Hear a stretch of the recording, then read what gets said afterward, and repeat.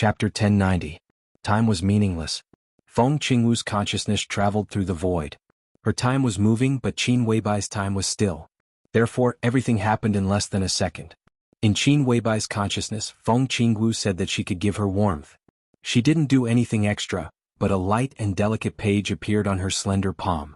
The moment the hazy light appeared, it seemed to completely suppress the light in the bedroom. The hotel room seemed to have ushered in dusk, becoming hazy, beautiful, and warm. That touch of warmth slowly spread out, allowing one to subconsciously relax both mentally and physically. Qin Weibai raised her head and looked at the page in Feng Qingwu's hand. Feng Qingwu loosened the page in Qin Weibai's direction and said gently, "A gift for you." "What is this?" Qin Weibai asked after being stunned for a while. The item in Feng Qingwu's hand looked like a thin piece of paper, yet it also looked like a light source that would never dry up. The piece of paper was dark yellow and old, and the light was sparse and hazy. It did not look beautiful, but it attracted everyone's attention and consciousness almost instinctively, as if all the light had appeared on that piece of paper. "This is what you need the most." Feng Qingwu loosened her palm slightly. The paper fluttered into Qin Weibai's hand without a trace of smoke or fire. Sadness flashed across her eyes, which were enveloped by the gentle light. Then they became a little hollow. The creation chapter of the Picture of Thousand Worlds. This was the foundation of the Picture of Thousand Worlds, one of the 4 divine weapons of the neutral camp. It was also the first chapter. Now that the creation chapter had been removed, the Picture of Thousand Worlds had lost its foundation. The drop of blood that relied on the Picture of Thousand Worlds had also lost its foundation. Without Her Majesty, the neutral camp had lost its foundation. The real end was coming. There was no way to stop it or resist it. Perhaps it was just like what Her Majesty had said, the human race no longer had the so-called big picture.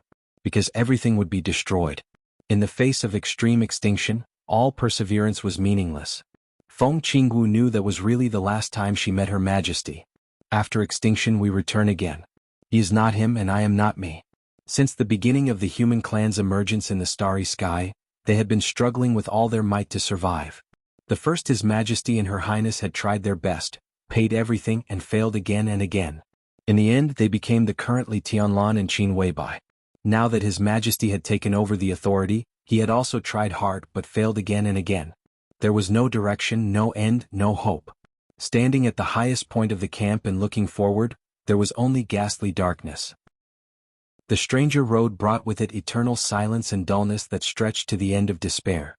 Just like everyone wants to live but everyone will die. No one had ever achieved true immortality, and no one had ever fought for the right of survival for the human race.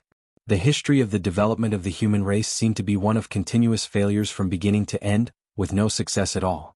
This period of history was recorded in the Million World Scroll, and it became one of the most powerful artifacts in the neutral faction.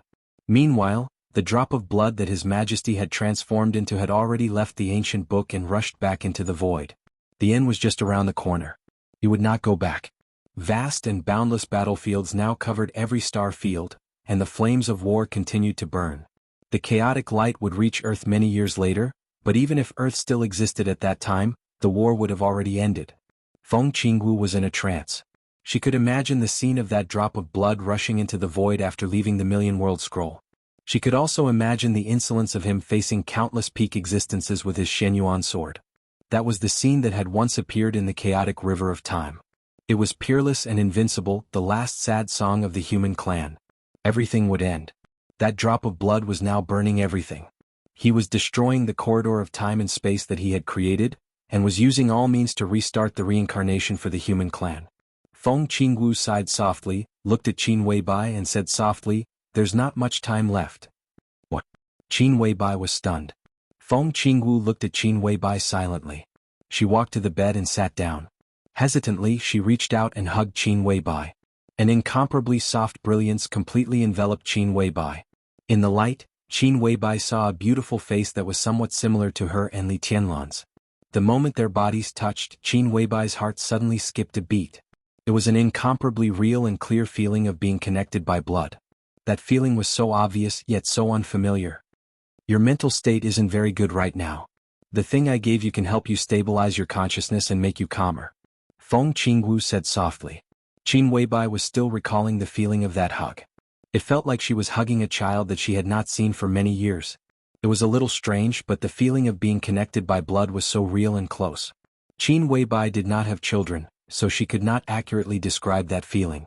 But the moment Feng Qingwu hugged her, her whole heart seemed to be completely melted. After a while, Feng Qingwu let go of Qin Weibai. "You said that my mental state is not stable?" she asked softly. Feng Qingwu nodded and said yes. If Qin Weibai silently thought about her own state. She was a master in the field of spirit. Before today, no, even until now, she did not feel that her mental state was unstable. What was happening now was really a bit magical.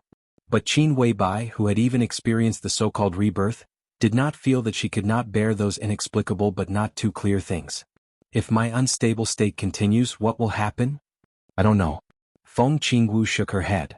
I never predict things that will not happen. You have received my gift, so your problem is no longer a problem. If I have to speculate, maybe you will become a lunatic or a psychopath or something else. But these are not important now. What's important is that my gift can help you a lot. Is that so? Qin Weibai whispered to herself and looked down at the page floating in her hand. The star that Feng Qingwu had placed in the book had already been compressed into the purest and most gentle energy. The energy that was countless times more powerful than the sun was compressed infinitely and filled every corner of the chapter of creation gently. It brought warmth and relaxation to the reader's body and mind. But even if this page was injected with the energy of a large star, it was still dark on the page. Only the extremely hazy and warm light penetrated through the darkness. Qin Weibai looked at it silently. There seemed to be a mass of black fog in the glowing dark paper, but it was also like a dense chaos. The absolute silence and darkness seemed to be completely still. This kind of color attracted all of Qin Weibai's attention. She kept looking at it, and then suddenly realized that the black on the paper was not necessarily pure darkness. Even darkness could not be so quiet. This darkness was like real nothingness. There was nothing, not even darkness. The absolute nothingness seemed to condense into a point of infinite mass, infinitely small volume, and infinitely high density. This point of nothingness slowly rotated on the page. In silence, without a sound, without a change in expression. Qin Weibai was silent for a long time before she whispered, "I don't feel anything wrong with my spirit. By the time you can feel it, it will be too late." Feng Qingwu shook her head. "Maybe you won't believe what I said, but some signs have already appeared. You and the other you existed at the same time, but you were originally a part of the space-time paradox. However, the other you started to walk on the path of awakening in the process of near extinction. During this period of time, your consciousness has been cut off. However, this is not cutting off, but the gap between the two of you has widened. This has already increased the mental burden on you, and you didn't even feel the changes in yourself. The most obvious point is that you did not want to kill Qin Fangqing so soon, but in fact, you have already killed him. This means that your spirit has been out of control to some extent. I did not kill Qin Fangqing." Holding this page, Qin Weibai was unprecedentedly sober. She seemed to really calm down and her voice became stable. "But you wanted to kill him," Feng Qingwu said. Qin Weibai frowned and vaguely felt that she had caught something. But when she asked Feng Qingwu, she could not hear Feng Qingwu's answer at all. Qin Weibai thought for a moment and suddenly thought of a very important question. A very slight chill flashed in her eyes and she whispered, "I remembered one thing." "What?" Feng Qingwu was a little confused. "You said that I am an extremely rare paradox of time and space. Obviously, no matter how rare I am now, I am not the only one. If I am a paradox, then how do you explain Jiang Shangyu? Is he also a paradox created by you?" Qin Weibai asked. "Jiang Shangyu?" There was a strange emotion in Feng Qingwu's voice. It seemed to be uneasiness, solemnity, and hesitation. "He can be said to be a paradox of time and space but also not. What I can say is that Jiang Shangyu's existence has nothing to do with us, but his existence is also reasonable." "Reasonable?" Qin Weibai showed a very small but obvious sneer. "This is the only explanation. In Jiang Shangyu's current state, it is not surprising that anything happens to him. No matter what." Qin Weibai raised her eyebrows slightly. "Yes, anything." Feng Qingwu emphasized her tone. "For example, you may find that Jiang Shangyu can break through several realms overnight, and you may even find that Jiang Shangyu suddenly becomes stronger than His Majesty Li Tianlan, that Jiang Shangyu suddenly becomes extremely sharp and intelligent, and even becomes an unprecedented wise man. In a way, these are all possible, but such possibilities are two-sided. You may also find that Jiang Shangyu loses all his strength overnight, and that Jiang Shangyu's decision suddenly becomes as stupid as a stupid pig. You may even find that Jiang Shangyu suddenly becomes a woman. These are also possible. Qin Weibai was speechless for a long time. Her expression became a little strange.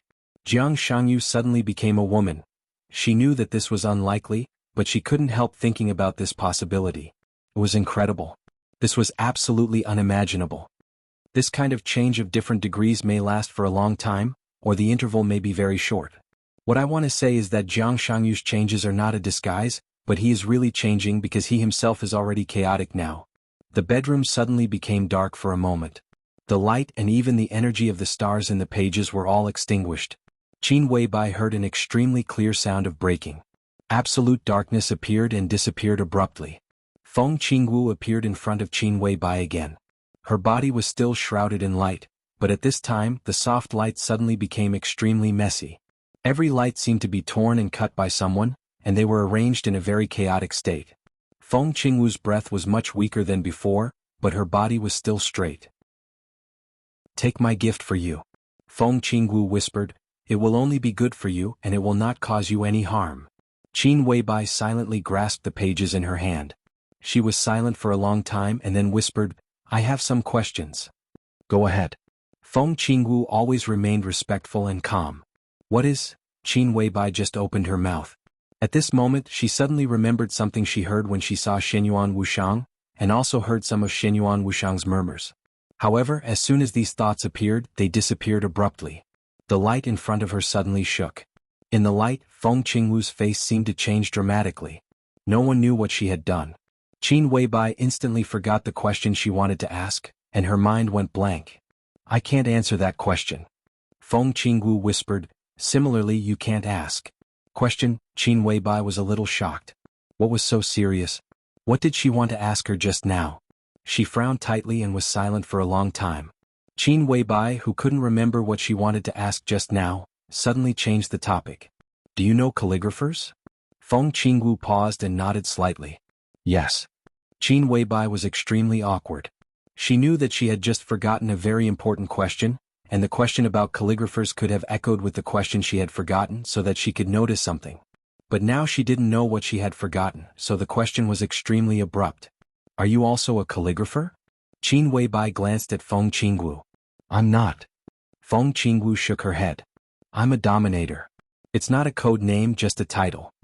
Dominator? Qin Weibai thought silently and suddenly felt that this title was much better than calligraphers. Compared with this title, the latter was simply too weak. "You said that I will wake up and return. What will I be after I return? A dominator? Or a calligrapher? Or a doctor?" Feng Qingwu was silent for a long time before she whispered, "Neither. If you wake up successfully you will become." She hesitated for a full half a minute before she whispered, "A devil." Qin Weibai was stunned for a long time before she said with a look of disgust, "It sounds so bad. I don't like it." Feng Qingwu smiled helplessly. In fact, she knew very well that neither Li Tianlan nor Qin Weibai had a chance to really return completely, because the end was close at hand. The only thing they could do now was to activate the real brand and wait for the next return. Feng Qingwu couldn't feel the end that was close at hand. Currently, there were only 3 people in the entire human race who could sense this. His Majesty of the Space-Time Corridor, the Human Emperor of the Human Palace, the God of War of the War God Realm.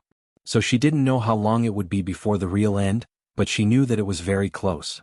Qin Weibai unconsciously rubbed the warm page in her hand, trying to fold the page little by little. The page kept getting smaller and smaller as it was folded. Getting smaller and smaller. Feng Qingwu watched quietly. Qin Weibai's expression changed little by little. Because the page was getting smaller with every fold. It wasn't getting smaller after folding, but the page was constantly disappearing as she folded it. With the last fold, the page completely disappeared in Qin Weibai's hand. This phenomenon, Qin Weibai had already understood without Feng Qingwu's explanation. She laughed a little self-deprecatingly, a little bitterly and a little pitifully. "My gift has already gone to the other me, right?" Feng Qingwu looked at her without saying a word. She wanted to answer but couldn't. "So," Qin Weibai whispered, "this is not a gift, or rather it's not my gift."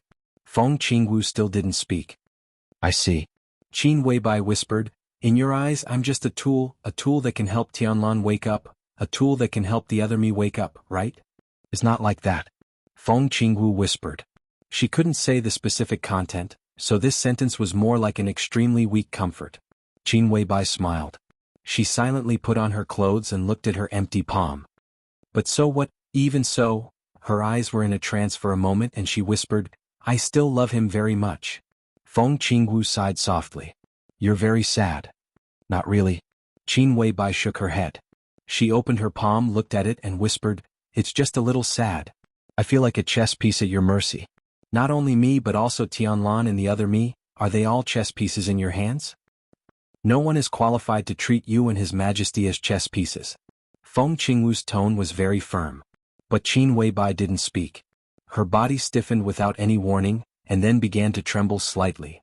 Qin Weibai opened her eyes wide and stared at her empty palm. Her eyes were completely filled with an extremely strong fear in a very short time. Qin Weibai opened her palm. At this moment, it was also the moment when Xing Tian next door heard the extremely loud sound. The next second, Qin Weibai's somewhat trembling scream rang out because of fear. There's something in my hand. They're moving. There's something in my hand.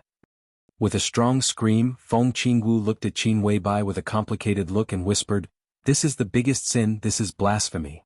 You're blaspheming yourself. Chapter 1091. Qin Weibai didn't hear Feng Qingwu's voice. To be exact, she couldn't hear anything now. Intense fear swept through her will like a hurricane, and strong negative emotions completely drowned all her thoughts like a tsunami. At this moment, Qin Weibai's spiritual world was already falling apart. She couldn't care less about Feng Qingwu and just stared at her palm. The palm was slender, white and slender. It could be called an absolutely perfect pair of hands. But Qin Weibai could feel that there was something in her hand. It was not a microorganism like bacteria. Or rather, a different kind of microorganism. She could clearly feel that the invisible thing in her hand was coming alive little by little. Vaguely, she could even feel that the vitality of the thing in her hand was becoming stronger and stronger. They seemed to be tightly together, exploring, communicating and whispering on her palm. That kind of subtle thought activity was transmitted to Qin Weibai's consciousness very clearly, making her tremble all over. She suddenly raised her head, looked at Feng Qingwu and said blankly, I really have something in my hand. I believe you. Feng Qingwu nodded. The light shrouded her whole body, and her eyes lit up with a faint light. It was like the ray of an electronic instrument. Feng Qingwu's pupils contracted slightly, and her eyes fell on Qin Weibai's palm. The change in her pupils was very small. But such a small change made Feng Qingwu's sight magnify more than most of the microscopes on the earth. In such a sight, she could even clearly see the countless atoms and molecules that made up Qin Weibai's palm. She also saw the thing in Qin Weibai's palm. The thing that she called the greatest sin and blasphemy. Feng Qingwu stretched out her palm and gently rubbed Qin Weibai's fingertips. Her movement was slow and gentle like the wind. Qin Weibai was slightly stunned. Do you still have something now? Feng Qingwu asked with a smile. That weak but extremely clear breath disappeared. Qin Weibai felt that her palms had become clean again. She shook her head subconsciously, and didn't know what to say for a moment. You should have a good rest. Feng Qingwu said softly, your mental state is becoming more and more unstable, just like the thing in your hand. I can say that if those little things are not discovered, the troubles that they will bring to us in the future will be beyond our imagination. Just like we said, this is the greatest sin and the greatest blasphemy. Blasphemy? Qin Weibai murmured to herself. She didn't seem to take it seriously. A strong sense of sleepiness rose and circled in her mind. Qin Weibai sat on the bed, and her essence, qi, and spirit gradually began to decline. You should rest. Feng Qingwu said softly as she sat by the bed and hummed an ancient yet extremely gentle ballad. Her memory returned to her childhood. When she was very young, her mother would often hold her in her arms and gently hum this song. After so many meaningless years, Feng Qingwu never expected that she would sit by the bed and hum this song to coax her mother to sleep. Mother? Feng Qingwu looked at Qin Weibai, who was gradually falling asleep, with a complicated look in her eyes. In a sense, she was indeed his mother, but she was no longer his mother. Qin Weibai gradually fell asleep. Feng Qingwu stood up and looked down at her palm. The will of life and aura that Qin Weibai sensed were constantly recovering in her hands. If they could be regarded as living creatures, then if she released them now, their strength would even be no worse than Li Tianlan's. Feng Qingwu's expression became even more complicated and extremely cold. She looked at the creature in her hand and remained silent for a long time. This was Qin Weibai's ability. To put it bluntly, this was the power of a demon. But this was not the power of the neutral camp. The beginning of the Devil's Path was known as the Medical Examiner and belonged to the Order faction. Qin Weibai's existence was extremely special, and it was precisely because of this uniqueness that she became the first person in the history of the human race to reach the peak of the power path of the Order camp. So far, she was also the only person who stood at the peak of the Order camp and hadn't been assimilated by the Order camp. Even Li Tianlan had never achieved such uniqueness. Therefore, Qin Weibai became the first and only demon in the history of the human clan. What does a demon mean? If being omnipotent and omniscient was the clearest and most straightforward explanation for the Order camp, then to a certain extent, a demon was synonymous with omnipotence. Feng Qingwu looked at her palm. Qin Weibai wasn't crazy. What she said was true. There was indeed something in her hand. To be exact, there were two creatures.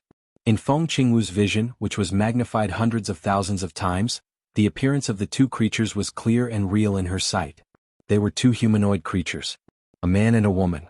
They were creatures that were exactly the same as Li Tianlan and Qin Weibai. It was as if their bodies had suddenly shrunk countless times and become microorganisms. They were extremely small, but Feng Qingwu could clearly feel a strong sense of indifference and absolute order from them. Two similar or identical creatures were born in the hands of the demons of the Order camp countless years ago. And that time, it directly caused the anger of countless races in the entire neutral camp.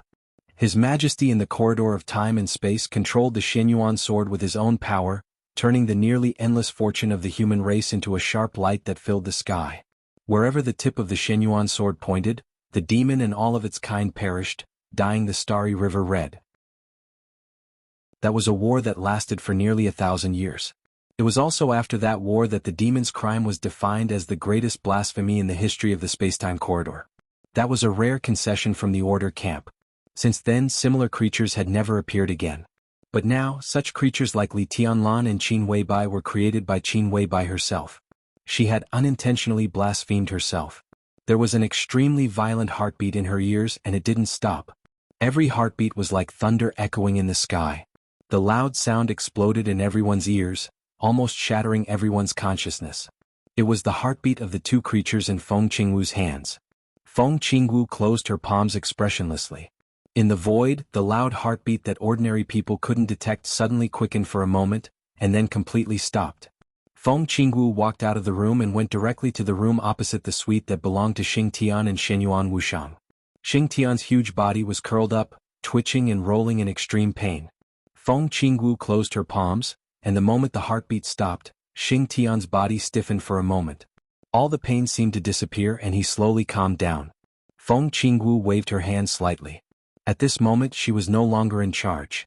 The whole world treated her as a doctor in her lies. A pure light bathed Xing Tian's body. Xing Tian's pale face instantly became ruddy, and his breath began to calm down. All the injuries and pain disappeared completely. Xing Tian slowly opened his eyes and saw the light floating in front of him. He couldn't see the scene in the light clearly, but he could feel a wisp of aura in the light. Xing Tian's expression changed slightly. He subconsciously knelt on one knee and said in a deep voice, "Greetings, Princess Royal." Feng Qingwu shook her head and glanced at him. "You're in good shape." "Yes." Xing Tian seemed to be still in shock. He recalled the extremely strong heartbeat that almost broke all his willpower and said with a trembling voice, "Just now. That's not something you should know." Feng Qingwu said lightly, "Keep it a secret." "Yes." Xing Tian nodded subconsciously. "Your calligraphy was disturbed. Qin Fangqing's death is directly related to Her Highness Qin Weibai. You wrote the cause of Qin Shi's death, but it was led to the cause of Qin Fangqing's death, which is related to Her Highness. You didn't die on the spot, which means that the interference was completely unconscious. That is to say, the other party didn't know about your existence." Feng Qingwu said lightly, "You continue to investigate the cause of Qin Shi's death, and pay attention to avoid some places that need to be avoided." Xing Tian nodded silently. He agreed with what Feng Qingwu said. Calligraphers mainly used the power of karma. Even if Qin Weibai and Li Tianlan hadn't woken up, Xing Tian couldn't write their karma by force. If their real imprints in silence revealed a little bit of aura, Xing Tian might die on the spot. If the real murderer who killed Qin Shi really knew about his and Shenyuan Wuxiang's existence and deliberately guided them, Xing Tian would have been a corpse by now. Princess, if you do it yourself? Xing Tian was silent and suddenly said with some hesitation. I know who it is. Jiang Shangyu, just a polluted wretch. Feng Qingwu shook her head gently, but there is a shadow mark on her, which is of a very high level. That mark is now attached to Jiang Shangyu's soul, and it seems to be in a state of chaos. If I do it myself, that mark will wake up, and the location of Miracle City may be directly exposed. Feng Qingwu said softly, I'll leave this matter to you. For the time being, you don't have to rush to kill Jiang Shangyu. Help His Majesty stabilize the current passive situation first. Xing Tian nodded. In their eyes, everything in Miracle City was extremely backward, even a place that seemed to be destroyed at will. This place didn't seem important, but it was very important. After all, this was the real environment. Every step of Li Tianlan's development here was directly related to the degree of awakening of his real mark and the upper limit of his future. Shenyuan Wushang and Xing Tian were guides, but they were responsible for more than just guiding. When necessary, they were responsible for paving some roads for Li Tianlan. This was their duty. Feng Qingwu took a deep look at him and said lightly, I'm leaving. Countless lights bloomed in front of Xing Tian. Xing Tian suddenly thought of something and said, Princess? The light kept refracting in the bedroom and rushed into the messy snow outside the hotel. The night sky was quiet, and the world was silvery white. When all the light dissipated, Feng Qingwu's figure had completely disappeared from the bedroom. Chapter 1092. When her consciousness turned from sober to trance again, Qin Weibai found herself in a dream again. The garden that her consciousness had constructed in her dream had disappeared. Qin Weibai found that she seemed to be in a half-lying position in the air.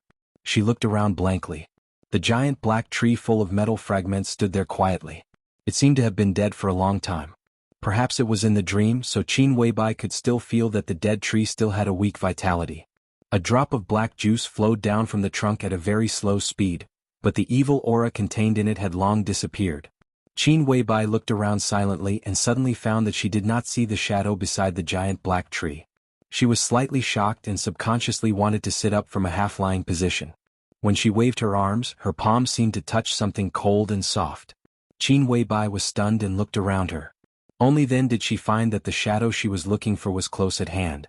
However, the shadow of Li Tianlan was even dimmer, almost completely transparent, and disappeared.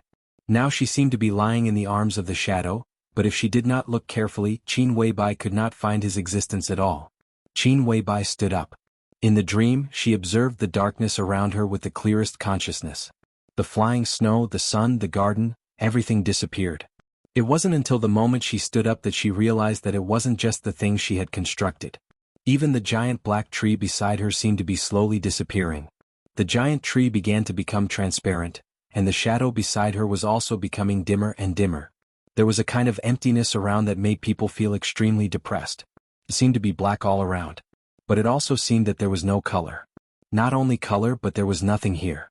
Sound, light, perception, and even space and time, everything was quickly fading away. Qin Weibai wanted to move forward, but suddenly found that she could not move at all. Or rather, it was not that she could not move. Because there was no space here. There was no front or back, up or down, left or right. In the void of nothing, the movement of moving forward did not exist at all. Gradually, Qin Weibai even lost the idea of moving forward. The giant black tree disappeared quickly. Li Tianlan's shadow also disappeared completely. Qin Weibai felt that she seemed to be disappearing little by little in the dream. Everything in the world seemed to be coming to an end. This kind of ending was not death, but true, purest nothingness. Qin Weibai gradually became a little confused and lost. Her consciousness seemed to be completely trapped in this empty void, quietly feeling the changes in this void. Time seemed to pass in an instant. Qin Weibai was trapped here in silence. She did not know what was going on, nor did she bother to think about it. She did not even know who she was. She seemed to have become a part of the void, an eternal existence in the illusory dreamland. Until a glimmer of light appeared in front of her. This glimmer was so faint that it was difficult for the naked eye to capture it. Not to mention the naked eye, even the most advanced microscope would find it difficult to see this glimmer of light. However, he was surrounded by the most extreme nothingness. Therefore, no matter how dim this ray of light was, it was still a pure ray of light. It was extremely eye-catching in this void. Qin Weibai watched all this quietly. The ray of light in the void began to become brighter and brighter. but there was no space around it. All the light was compressed into a point. More and more light began to produce various reactions in the extreme compression. The mass of the light was getting larger and heavier, but the volume never changed. The surrounding nothingness remained unchanged. It was another long time. It was like a second but also like a whole era. The light that had been constantly compressed seemed to be completely compressed to the extreme. Without a sound, the ray of light exploded in the empty void. It was the most terrifying and surging explosion. It was silent, but in an instant, it burned with a strong light that no one could look directly at. The strong light began to spread. So the void was disappearing. Space appeared. The strong light spread in the space where it appeared, and the distance was getting longer and longer. But the order of each ray of light was completely different. So time also appeared. The time and space that appeared in the beginning were extremely unstable, sometimes fast and sometimes slow, sometimes big and sometimes small. There was no rule and it had been in the most chaotic state. But the explosion continued and it was still spreading.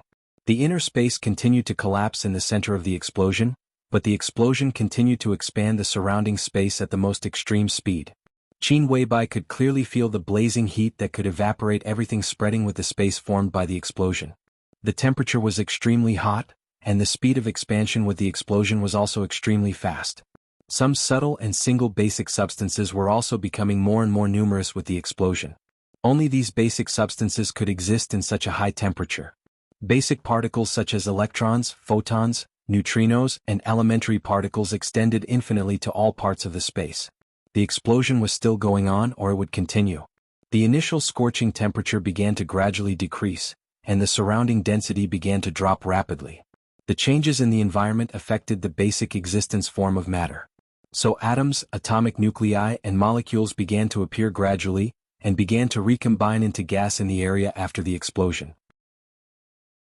The explosion had spread to an infinite distance, but it was still constantly eroding the surrounding nothingness. The space was getting bigger and bigger and time and space began to stabilize. The initial gas slowly condensed into a nebula. The nebula was changing, evolving, and slowly forming all kinds of stars and galaxies. The original panorama of the world appeared little by little in Qin Weibai's vague consciousness, grand and magnificent. Time seemed to be accelerated countless times, and also seemed to be slowed down countless times. The space was constantly expanding, and her vision was getting farther and farther, so the so-called time completely lost its meaning of existence. She watched the nothingness become space, and the space produced by the explosion was expanding endlessly. She saw the sky full of nebula turn into starlight, and the world was being born little by little. The galaxy rotated around her, and began to reveal the truth of the world little by little. She seemed to be standing at the center of the whole world, watching the whole process of the world from nothing to something. It was like a chapter of the creation of the world. Qin Weibai's consciousness began to recover little by little. She flew far away to an unknown place and her vision began to return. Hundreds of millions of galaxies revolved around her, forming an incomparably complex pattern. A warm glimmer rose from her side. The light continued to combine, and finally became an extremely thick page. This was a gift from Feng Qingwu. Qin Weibai thought for a long time before she understood what it was. It did not return to the master of Samsara Palace, but appeared in her dream, or appeared in the depths of her consciousness. A vague feeling began to reverberate in her consciousness. At this moment, Qin Weibai's consciousness completely woke up from the trance. She silently looked at the slowly moving starry sky in front of her and remained silent for a long time. In this starry sky, she once again felt the existence of Li Tianlan's virtual shadow and the giant black tree beside Li Tianlan. She could even feel the giant black tree constructed by her own consciousness. That garden. They did not disappear. Instead, with the spread of the explosion, she did not know which corner of the world they had drifted to. There was a black void under her feet. The coldness of the void was completely washed away by the energy of the stars in the chapter of creation. She was surrounded by warmth. Qin Weibai looked ahead. The nearest place in front of her was a dark planet, rotating around the nearest star. Qin Weibai vaguely understood something. Her so-called return and so-called awakening seemed to be a search. In the starry sky of the dream, she silently looked at the world in the dream. Countless galaxies, countless star clusters, and an almost eternal distance. What she wanted to do was to find Li Tianlan's phantom again in this world, find that tree and find that garden. They still existed. They existed in a corner of a planet in a galaxy of a star cluster in this world of the dream. Maybe when she saw Li Tianlan again, their consciousness could be completely synchronized. And such a search was equivalent to looking for a certain elementary particle in a gravel in the endless universe. The most important thing was, how could she cross this seemingly endless distance? She needed tools. She needed a spaceship. A thought flashed through Qin Weibai's mind subconsciously. She wanted a spaceship at this moment. The space was shaking. Without any warning, a huge ram appeared in Qin Weibai's field of vision. Then, a majestic starry sky warship appeared silently in front of Qin Weibai. Qin Weibai looked at the scene in front of her with a dull face. She could clearly feel that this spaceship appeared in her dream with her thoughts. That feeling was so appropriate and there was nothing strange about it. Qin Weibai had no idea what kind of technology and materials were needed to build a spaceship. But as she imagined, this spaceship really appeared. It should be a flying saucer. Qin Weibai continued to think about some UFO images that were circulating in various countries. So the huge battleship kept changing and finally became a flying saucer in line with Qin Weibai's expectations. I need to be faster, Qin Weibai murmured to herself. No, the fastest? The flying saucer disappeared without any warning. Without any warning, it completely disappeared from Qin Weibai's sight. The corner of Qin Weibai's mouth twitched subconsciously. In her consciousness, there seemed to be something flying through the starry sky at a speed far faster than the speed of light. She knew it was the flying saucer. It flew away. The point was that it didn't take her with it. One flying saucer is not enough, Qin Weibai continued to think. As she thought, endless flying saucers began to appear without warning. They occupied Qin Weibai's vision and almost covered the entire starry sky that Qin Weibai could see in an instant. Countless flying saucers moved in different directions in Qin Weibai's mind, forming one fleet after another. Qin Weibai's eyes were shining and she was in high spirits. She finally discovered what kind of ability she had in this dream. This was her dream. In her dream she couldn't find Li Tianlan, but under most conditions she had almost omnipotent ability. And such an ability, if explained in the most straightforward way, was not difficult. There was a word that could perfectly explain this ability. This word. It was called dream come true. Chapter 1093. The closer it was to the Spring Festival, the colder it got in Zhongzhou State. It was said that this year's cold wave was extremely rare in Zhongzhou State for decades. The cold wave went all the way south from Snow Country, swept through the northeast of Zhongzhou State, swept through Yuzhou, and again swept through most of Dongshan and Yan and Zhao with heavy rain and snow. In the places with the heaviest rain and snow, there was even a small-scale snow disaster. The snowstorm in Qingzhou was neither too heavy nor too light. The snowflakes drifted lazily in the sky, and the spotless white dots dotted the entire city. When night fell, the drifting snowflakes in the sky looked a little cold under the lights of the city, but it was also beautiful. I'm really defeated by this damn weather. I'm freezing to death. At the headquarters of Plain Trading, He Yishui muttered helplessly as he walked out of the elevator when it was time to get off work. Silver high-heeled shoes, black cotton stockings, leather shorts, and a white tight-fitting sweater wrapped around her exquisite figure. As the president of Plain Trading, He Yishui perfectly interpreted the unique charm of a mature woman. When she went out, got in the car, got out of the car, and entered the company, she hated being fat the most. So even in the snowy weather of -5 or 6 degrees, she still wore thin clothes. It was fine at home and in the company, but the short distance from the lobby to the parking lot after she got out of the elevator was the most unbearable. You're wearing too little. In the gentle and light voice, the woman walking beside He Yishui showed a very charming smile on her face. She was dressed much more plainly than all the female employees of Plain Trading. She wore a white extended down jacket and sneakers that were not sexy but very comfortable. Her hair was tied up casually and she wore no makeup. She was so pure as if she had not been contaminated by the glitz and dust of the city at all. When she approached the door of the lobby, the cold wind whistled. She put on the hood of the down jacket, covering most of her beautiful face. She turned around to look at He Yishui. He Yishui had already put on a light-colored cashmere coat, but his body was still shivering. It was obvious that he was still extremely cold. Do you want me to lend you my clothes? She smiled softly. Forget it, I can't afford it. If you catch a cold later, won't I be guilty? He Yishui hugged her shoulders and laughed. Let's go. Let's go to my house tonight. My parents said that they won't eat until you arrive. They've already picked up Tide. He Yishui pushed her slightly faster. The employees of Sushi Trading who hadn't had time to go home saw the two of them standing there. When they greeted Mr. He, They didn't forget to greet her, who was being pushed away by He Yishui. The way he addressed Manager Li was filled with obvious intimacy and respect. She smiled in response to every employee who passed by her. Her smile was gentle, peaceful, and sincere. The two of them jogged into the parking lot one after another. A black Audi with an extremely eye-catching license plate, which did not have a powerful aura, was parked next to He Yishui's car. A young man who did not look aggressive at all and looked extremely honest greeted the two of them in a somewhat reserved manner. "President He, Manager Li, Chairman He asked me to pick you up." Standing in front of Audi, the administrative manager of Plain Water Trading, Li Mutong, frowned slightly. Her face was covered by a hat, so her expression was a little blurry. However, He Yishui seemed to read her best friend's mind. She chuckled and said, "It's not like we don't have a car. We don't need him to be nice. You can go back. We'll drive straight away." Without waiting for the driver to reply, she opened the door of her car and stuffed Li Mutong in. Then she smiled and sat in the driver's seat. The heater in the car was turned up to the maximum, and He Yishui calmed down for a while. She took off her coat again and looked at Li Mutong, who was silent in the passenger seat. Suddenly she laughed and said, "Hey, you don't seem to be going to our house recently. Even if you do, you're in a hurry. My parents have asked me a few times whether you and Tong Tong have quarreled. Why doesn't Tong Tong bring little Tide to play anymore? From what I can see, they are much more attentive towards you than they are towards me. Miss, you haven't been going to our house recently. It's not because of my brother, right?" "No." Li Mutong smiled and said, "I made it clear to second brother He last time. I've always treated him as my brother." "Tut tut," He Yishui sighed softly.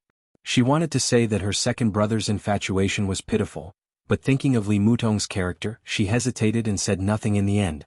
The He family was far from being a wealthy family in Zhongzhou State. Even in Dongshan, it couldn't be said to be a first-tier or second-tier wealthy family. But in a small city like Qingzhou, the He family was definitely one of the richest families. In He Yishui's generation there were 3 siblings. The eldest brother's family had been overseas for a long time. He Yishui managed the family business, and the second brother He Yihong became the pillar of the He family. He Yihong's career was not very smooth before. But in the past 2 years there were frequent personnel changes in Dongshan, which affected all the counties and cities. Yihong took some action and seemed to be on the rise. More than 2 years ago, he was just a non-director and low-ranking deputy mayor of Qingzhou. 2 years ago, he coincidentally became a director of Qingzhou. About a month ago, he became the deputy speaker of Qingzhou. The mayor of Qingzhou was old and would probably retire tomorrow, so He Yihong had a great chance to be promoted.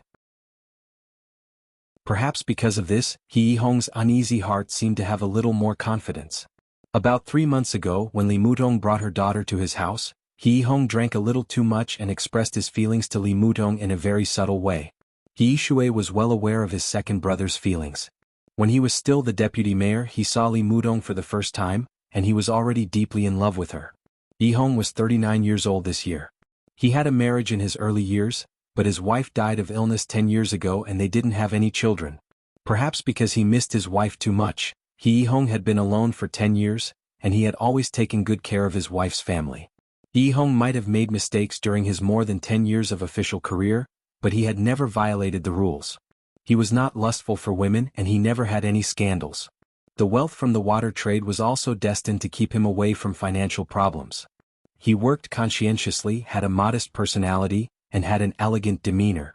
He might not be a perfect man, but no one could say that he was a gentleman and no one could object to that. In He Yishui's heart, his second brother was very simple in love. When he first met Li Mutong, he had been suppressing his love for her. Yishui had asked him the reason and his answer was very honest. "I'm so many years older than her, so it's not suitable for me. She might not like me. How should I put it? I like a girl like her very much, but I always feel that I don't deserve a girl like her." For more than 2 years, He Yihong had been suppressing his feelings. Even when Li Mutong became a single mother, He Yihong's attitude towards her didn't change at all. Instead, he secretly spent more time and effort on her. An orphan and a widowed mother. It was easy to imagine the difficulties that the mother and daughter had encountered in life. The He family had always guessed that Li Mutong was a daughter from a wealthy family. It was only because of her child that she had completely broken up with her family. Therefore, many times, even though she appeared to be very strong, her lack of social experience still made her somewhat distressed. He Yihong watched silently and secretly blocked all the troubles for her without batting an eyelid. In the past 2 years, There were more than 10 outstanding young men who didn't mind her bringing her child to court her. He Hong didn't stop them. He only gave a warning to those who pestered and caused trouble for the mother and daughter. The situation in Dongshan in the past 2 years was extremely complicated. He Hong, who had an excellent reputation, slowly showed his brilliance.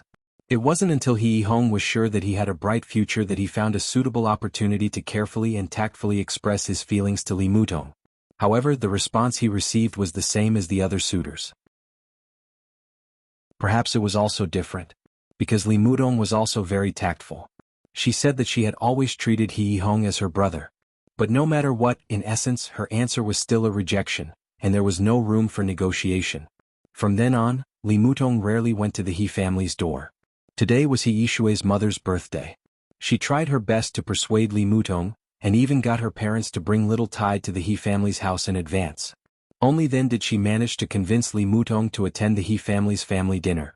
If she still made fun of her second brother at this time, her best friend would probably get angry. Yishui treasured her bestie Li Mutong very much. Could even be said that she treasured her the most. She had never put in a good word for her second brother in front of her. It didn't matter whether Li Mutong was a daughter from a wealthy family or not. She knew one thing very clearly. Even if her second brother didn't mind that Li Mutong was a single mother, even if the entire He family including their parents were willing to accept them. But Li Mutong wouldn't accept it. The identity of Li Chaoxi's father had always been a mystery. This was Li Mutong's taboo. Every time He Yishui brought it up indirectly, all he got was silence. At the beginning, the silence was fragile, lost, and even a little wronged.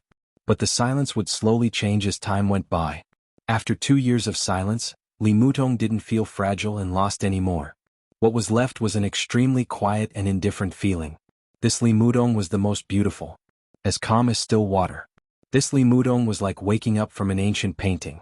The clock forgot to sway and the flowers forgot to bloom. She was so quiet, like a drop of ink in an ancient painting, so quiet that it wouldn't change for thousands of years. She waited quietly and she persisted quietly. All the hustle and bustle had nothing to do with her. In the ordinary world, she bloomed peacefully, like a flower that didn't attract dust. Yishui started the car. He sighed softly in his heart. Perhaps waiting for her daughter to grow up had become the biggest motivation for Li Mutong. But the insistence in her heart didn't show any sign of loosening. This insistence was so stubborn that it instinctively refused all the men to get close to her. That adorable child, that touch of lovesickness, seemed to have become her everything for the rest of her life unknowingly. The car slowly drove out of the parking lot. The wind and snow were flying in the night sky of Qingzhou. The new snow was bright and the rest of her life was boundless. He Yishui was silent for a while and then said softly, "Don't worry.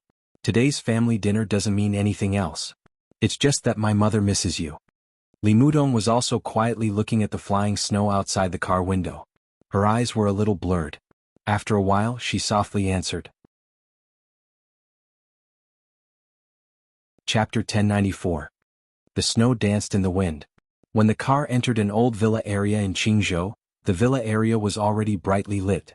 He Yishui put on his coat again and ran into a villa with Li Mutong in tow. As soon as he entered the door, he said with a trembling smile, "I'm freezing to death." The heater in the villa was on full blast. It was as warm as spring. An elderly couple who looked to be in their 60s were sitting on the sofa watching television. When they saw her daughter and Li Mutong enter, the graceful and kind old woman stood up with a smile.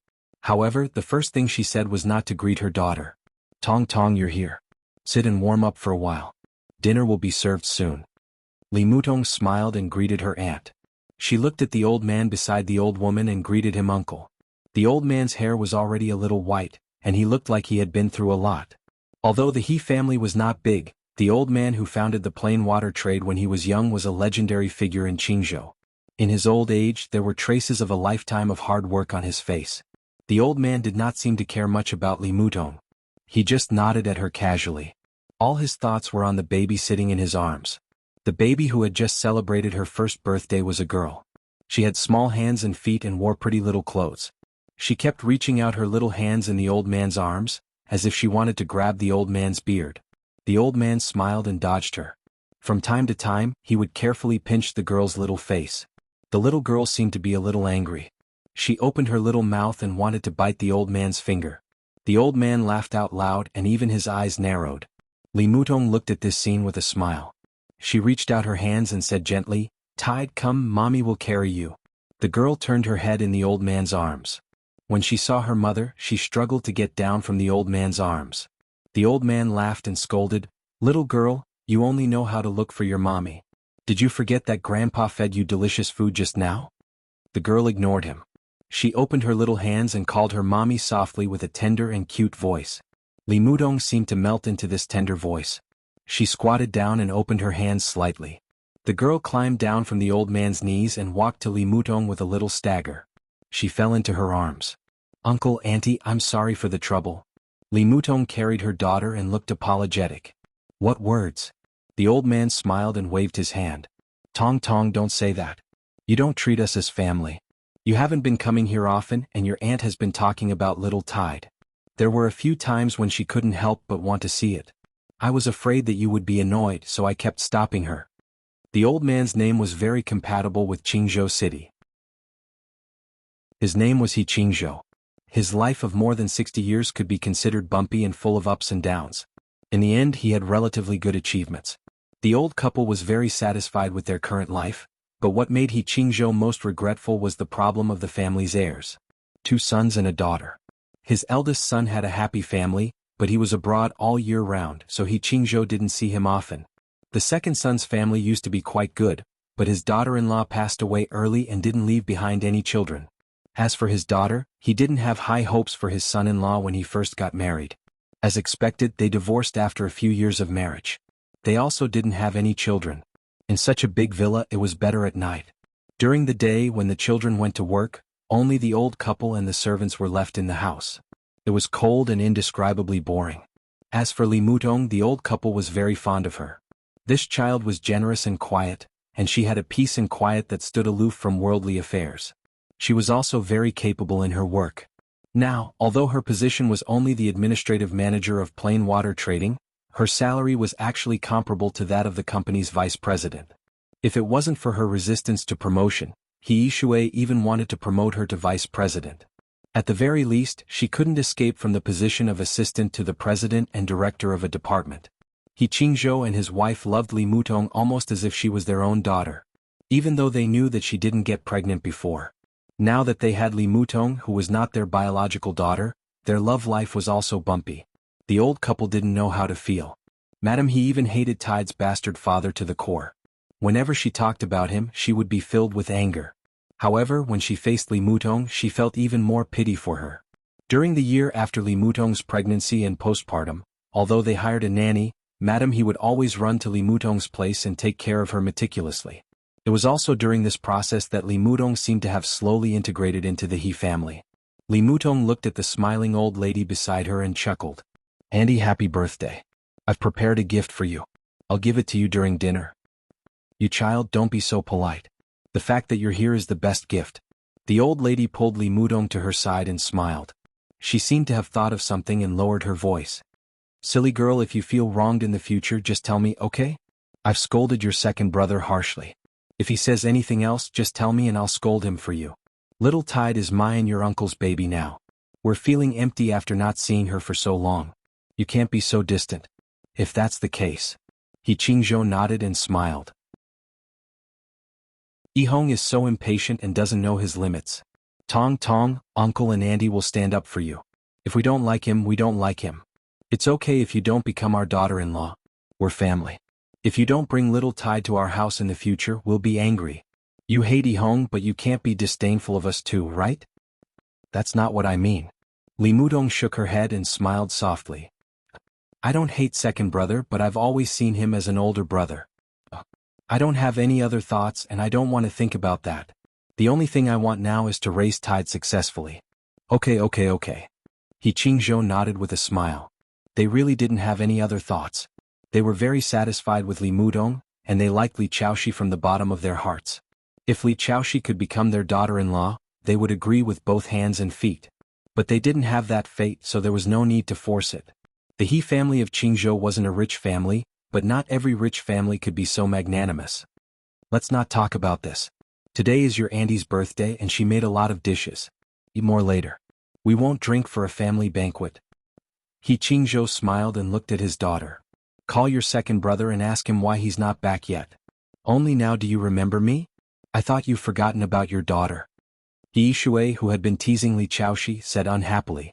He took out his phone and dialed He Hong's number. The call went through quickly, but the other side of the phone only said a few words before the call was hung up. He Shui frowned slightly and was silent for a while. What's wrong? He Qingzhou asked casually. Second brother said that there's an emergency council meeting in the city. I'm afraid he won't be back until very late today. He Shui said slowly. He Qingzhou's expression changed.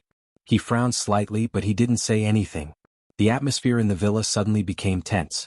Li Mutong hugged her daughter and patted her back gently. The child was lying on her shoulder obediently. She seemed to be having a good time in the afternoon, and now she was showing signs of falling asleep. Is it because of me? Second brother. Li Mutong felt that the atmosphere was not right, so she said with a smile. She remembered He Hong's driver in the parking lot of Plain Water Trade. Everything seemed to be a coincidence. Ignore him. We'll eat by ourselves. The old madam snorted and patted Li Mutong's head with a smile. It's not like that. He Qingzhou shook his head solemnly and sighed. It seemed that he was afraid that Li Mutong would misunderstand. He smiled again and looked at her. Tong Tong, don't think too much. It's really not like that. We're all family. Let me make it clear. From this year to next year, not only Qingzhou but the entire East Mountain, the situation is very complicated. He raised a finger and pointed up. The fight at the top is fierce. I know. They have to prepare to take over. He Shui added. He Qingzhou smiled and shook his head. At their level, it was impossible to come into contact with the real news at the top. He Hong, the deputy speaker of Qingzhou, couldn't. He Qingzhou couldn't and He Shui couldn't. But taking over, He Qingzhou shook his head subconsciously.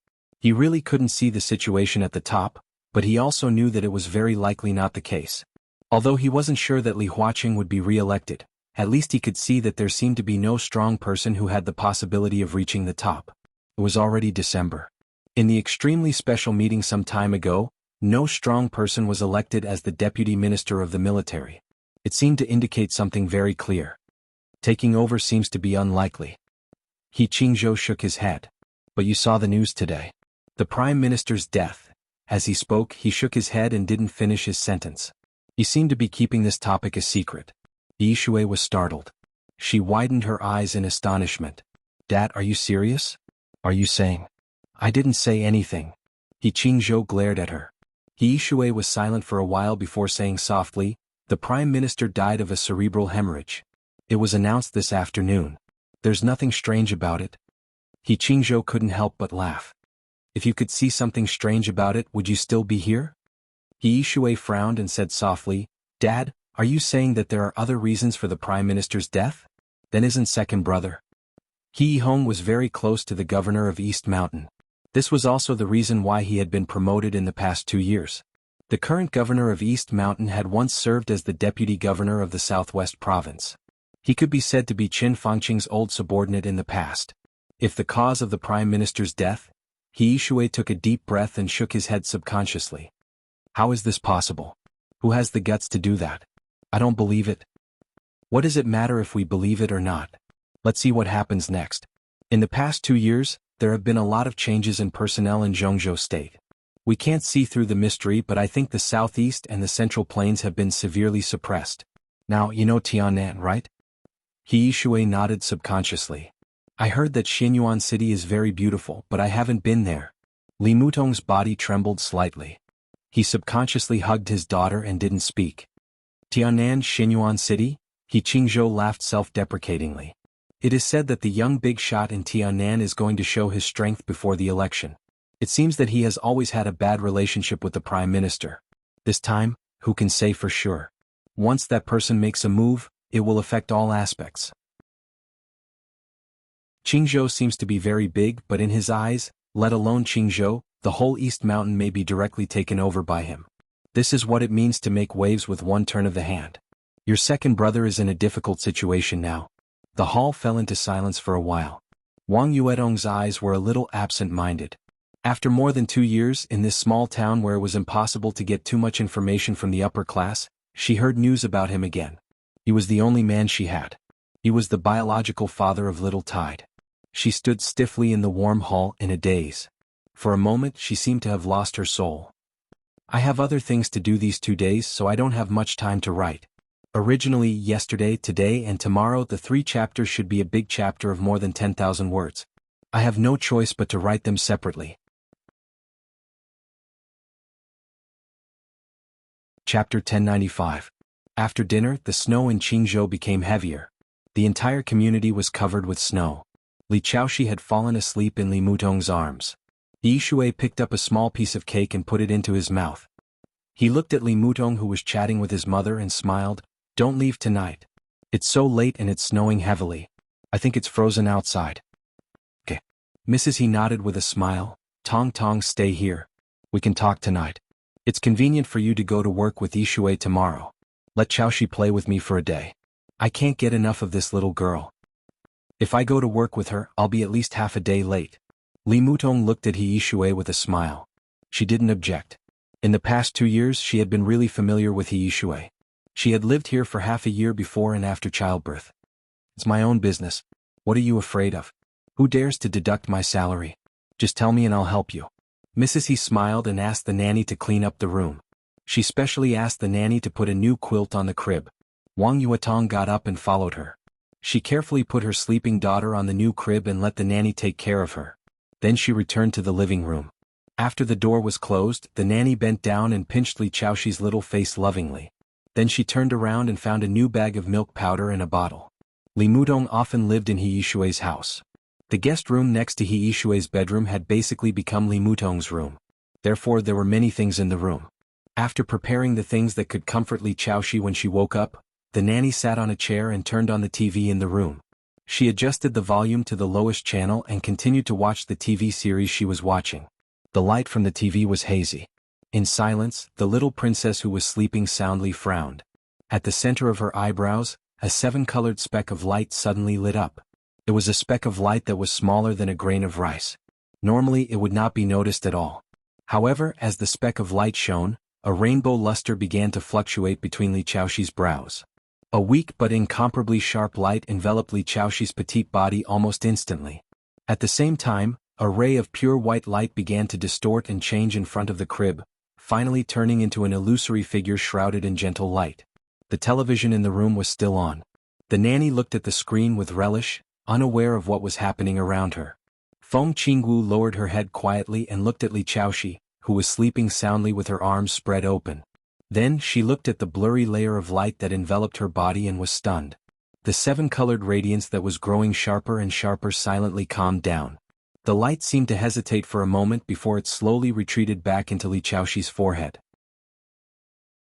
Li Chaoxi stared deeply at the weak spot of light between the baby's eyebrows, a little dazed. In the ancient bronze hall in the space-time corridor, when His Majesty said that doomsday was coming, she felt that her escape route was here. She knew of Li Chaoxi's existence. She knew it the moment Li Chaoxi was born. She used to be the youngest daughter of the first His Majesty. And now, Li Chaoxi was the eldest daughter of Li Tianlan. Somehow, there was already some kind of connection between them. But now, when she saw the spot of light between Li Chaoxi's eyebrows, she finally understood how perfect her escape route was. Tens of thousands of years ago, or even longer, this spot of light had appeared on her forehead. It only disappeared when she reached the peak. To a certain extent, Feng Qingwu's achievements today had a lot to do with this spot of light. This was the mark of King Wei. He had reincarnated several times and it had been a long time since then. It was hard to tell where King Wei had come from. When countless lost memories could no longer be found, perhaps even His Majesty in the corridor of time and space would not remember how King Wei had appeared. But there was no doubt that in the beginning, King Wei was one of the most important cornerstones of the entire neutral camp. What was a cornerstone? The so-called cornerstone was the power that could support all the paths of the entire camp.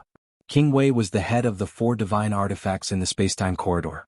It was more important than the picture of all worlds, the Tower of Human Emperor, and the Shenyuan sword. No one could remember what King Wei was called in the beginning. According to vague records, the title of King Wei was bestowed by the first His Majesty, who was also Feng Qingwu's father, and it was unanimously recognized by all the major races of the neutral camp. In other words, King Wei was the King Wei of the neutral camp, and its title was recognized by all the forces of the neutral camp. In the space-time corridor, the title represented more than just power and status. Behind each title was the accumulation of the fate of the human race and the countless races of the neutral camp. This was one of the most important powers of the human race. In the blasphemy war that lasted for nearly 1,000 years, His Majesty in the Spacetime Corridor used the Shenyuan sword as his weapon, transforming the endless fate of the human race into a sharp blade that covered the sky and killed the demons of the Order camp with one strike. To a certain extent, this was a display of his power to the extreme. King Wei was the cornerstone of the camp, and with the addition of the title, its mark naturally had an extraordinary significance. The light dot between Li Chaoxi's eyebrows was the mark of King Wei, and it was also the mark that had appeared on Feng Qingwu's eyebrows. This mark had a name that everyone in the spacetime corridor envied. It was called the neutral halo. The neutral halo was connected to the host's bloodline, and even had a deep connection to the host's soul. To the creatures of the other camp, this was a heavenly punishment that was difficult to escape, but to the creatures of the neutral camp, it was a gift from the gods that they dreamed of.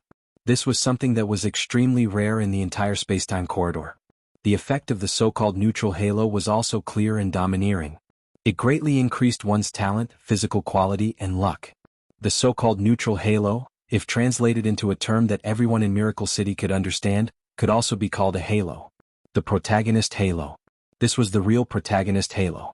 The formation of similar halos required a cornerstone figure in the camp to separate a wisp of his soul with his own providence. But how many cornerstone characters were there in the entire spacetime corridor? King Wei was not yet complete. To separate and form a neutral halo, he would have to pay a huge price. It was clear that he favored Li Chaoxi and even spoiled him. What an enviable little guy. Feng Qingwu tapped Li Chaoxi's eyebrows and smiled. A strand of 7-colored radiance twined around Feng Qingwu's fingertip and fused into her flesh. Feng Qingwu's shadow became more and more illusory, almost completely transparent. Big sister will be staying here for a long time. From now on, it is me and I will be you. When you reach my level, we can only separate. Little Tide, do you agree? Feng Qingwu froze. She looked at the baby's face and asked softly. Little Tide, who was sleeping soundly, moved her little mouth. She stuck her little finger into her mouth and sucked on it. Big sister, take it as a yes. Feng Qingwu smiled. She glanced at the dot of light between Li Chaoxi's eyebrows and asked softly, what does King Wei think? The dot of light flickered silently. Feng Qingwu could vaguely feel a part of the energy from the dot of light fly out from between Li Chaoxi's eyebrows, pass through the villa, fly into the night sky, and float in the direction of Serenity Province. Feng Qingwu silently felt all this. After a while, she reached out her hand and touched Li Chaoxi's eyebrows. An illusory ray of light that seemed like it would dissipate at any moment blossomed between her fingers, slowly landing on the tiny dot of light. The dot of light began to shine, and the rainbow light slowly wrapped around the illusory light. Feng Qingwu pursed her lips and smiled, then said softly, I can't stay here yet. I'll reserve a place first. That way, even if I die in the final war, I can still return here and embark on the path of return. She bowed slightly to the dot of light and said softly, Thank you, Uncle King Wei. The rainbow light flashed on Li Chaoxi's forehead, illuminating her small body. Feng Qingwu touched Li Chaoxi's little hand again and smiled, Thank you too, little sister, or, little sister. Li Chaoxi turned over. Under the dim light as he turned over, a shadow appeared on the wall. But it was not Li Chaoxi's shadow. Instead, it was a slender, hazy, and dreamy figure. That was Feng Qingwu's shadow. Feng Qingwu, who left her shadow on Li Chaoxi, looked through the snow outside the window and looked at the night sky.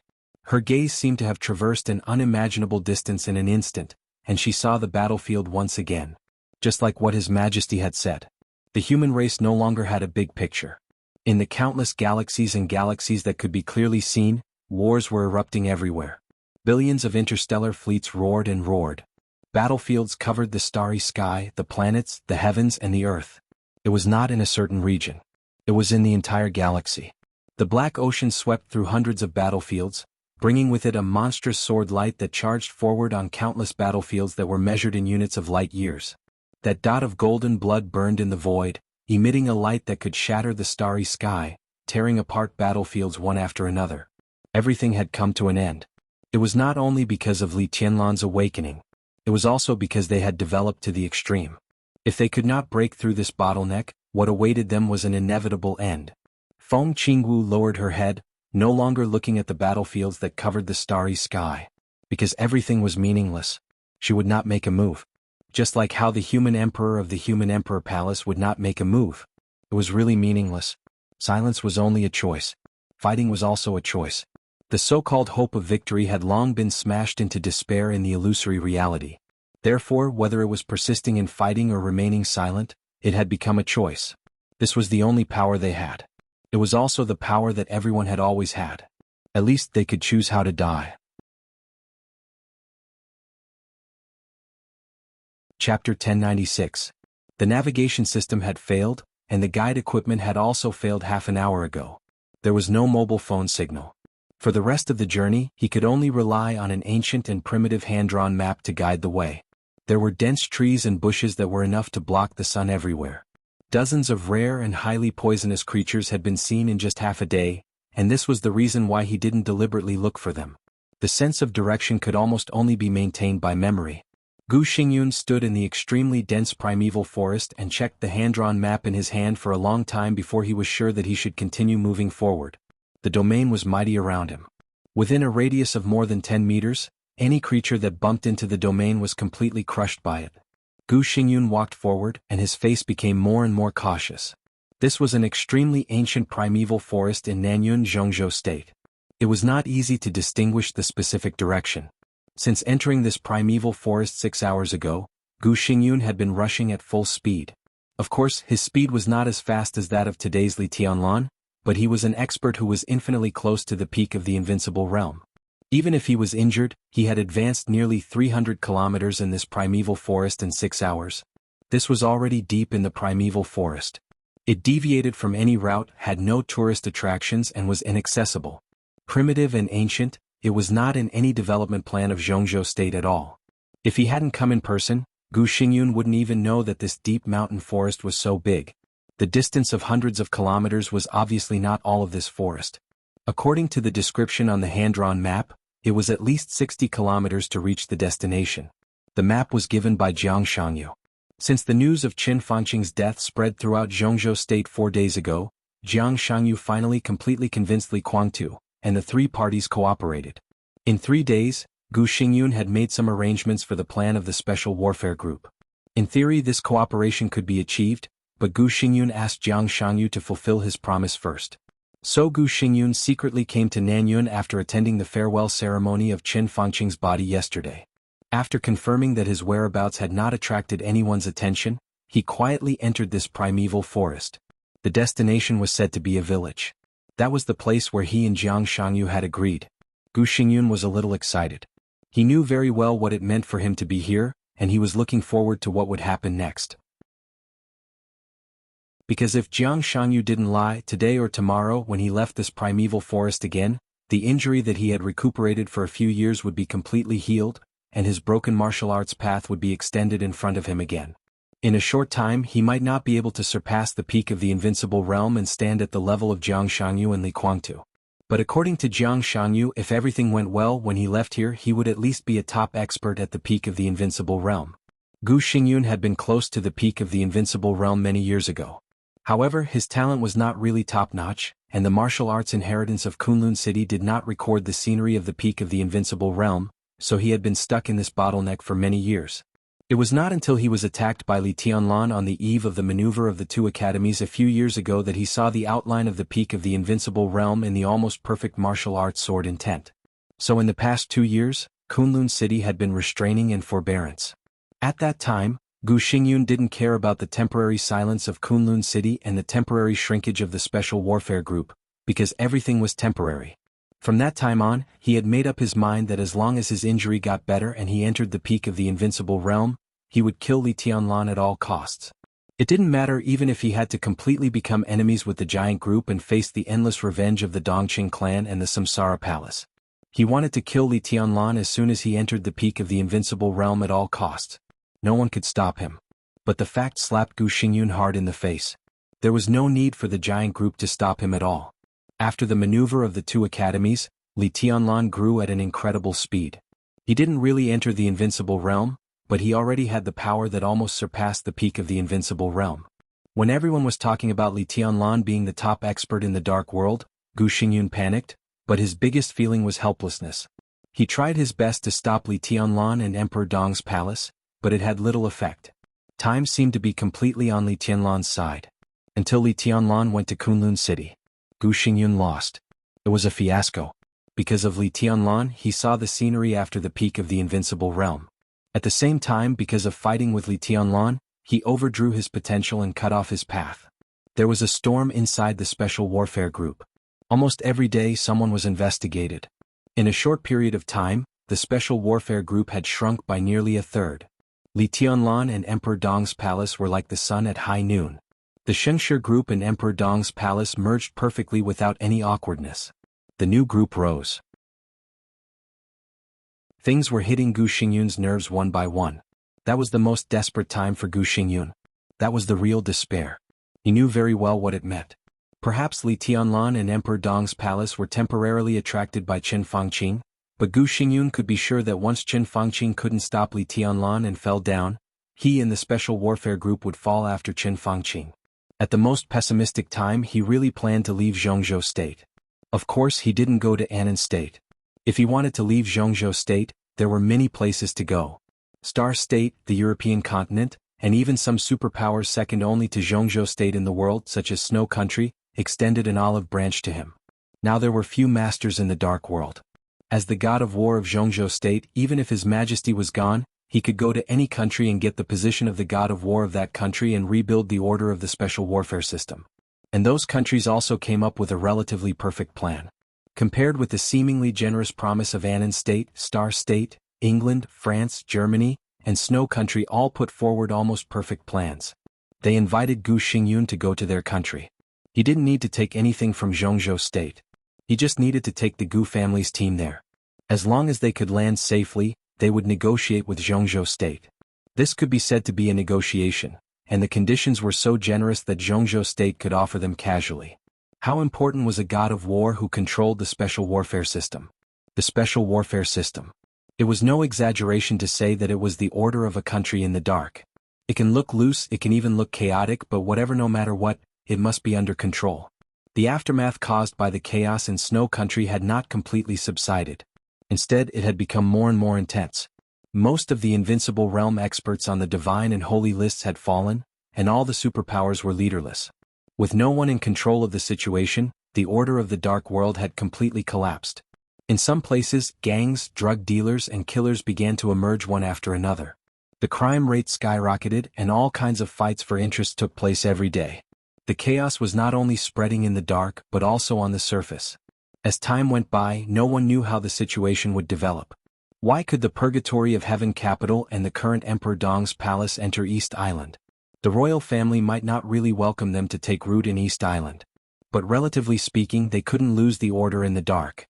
So even if the person who controlled the order was not their favorite or even hated, they would accept it if they had no other choice. After the chaos in Snow Country, Gu Xingyun could be said to be one of the top experts in the dark world. Everyone knew his current situation, so all the invitations to him were full of sincerity. According to Gu Xingyun's speculation, if he joined those powerful countries, this matter might really turn around. As long as those people met the conditions of Zhongzhou State, he and the Gu family had the possibility to continue to exist. But this was only for Zhongzhou State. Gu Xingyun was not afraid of Zhongzhou State. It was Li Tianlan. It had always been Li Tianlan. That was not realistic at all. If he stayed in Zhongzhou State, Li Tianlan might restrain himself. But once he left Zhongzhou State, even if he was temporarily safe, when Li Tianlan entered the invincible realm, where could he go? Even if he could run, how could the Gu family run? This was the most important reason why he had never made up his mind. If Jiang Shangyu hadn't taken the initiative to find him, he had even begun to consider the possibility of surrendering to Li Tianlan, giving up the position of the war god of the state, even giving up the leadership of the Special Warfare Group. When there was really no turning back, groveling and begging Li Tianlan for mercy seemed to be the only feasible. This was also an important reason why he could accept Jiang Shangyu's proposal without difficulty. What Jiang Shangyu and Li Guangtu wanted was only 2/3 of the leadership of the Special Warfare Group. After all, he could still keep 1/3 of his assets. As a condition of exchange, he didn't have to grovel and look at Li Tianlan's face. Jiang Shangyu could even make him really enter the peak of the invincible realm. It could even make him break through the peak of the invincible realm within a year or two. half a step into that supreme realm. What else did Gu Xingyun hesitate about? He directly agreed to cooperate. There were only some slight doubts in his heart. Jiang Shangyu had the example of going straight from the thundershocking realm to the half-step invincible realm overnight, and now he had the strength beyond the peak of the invincible realm. The iron-like fact made Gu Xingyun not have many doubts in his heart. The village deep in the forest was one of Jiang Shangyu's secret bases, and it also hid his biggest secret. And there was also the power that gave Gu Xingyun a new life. Gu Xingyun's heart was beating violently. He kept speeding up in the gradually quiet forest, identified the direction, and rushed directly to the destination. Chapter 1097. The forest was dense and deep. Gu Xingyun's speed changed from slow to fast, and finally from fast to slow. In the extremely dense primeval forest, he finally stopped where he was and looked around with a dignified look. Everything around him seemed to have changed. The world was quiet. The grass and trees were quiet. Gu Xingyun stood under a thick giant tree, frowning and looking around. He didn't speak for a long time. He didn't know why. He always felt that there was something wrong around him, but he didn't know what was wrong. A master's will was as firm as iron. The more powerful he was, the more he believed in his intuition. In the spiritual field, this was the subconscious. The uneasy intuition came from the subconscious. In his subjective consciousness, he couldn't find anything wrong, but it didn't mean that everything here was normal. It could only mean that he hadn't found anything abnormal yet. What on earth is wrong? Gu Xingyun focused his attention and looked around silently. The trees stood there quietly. There was no wind in the forest, not even any sound.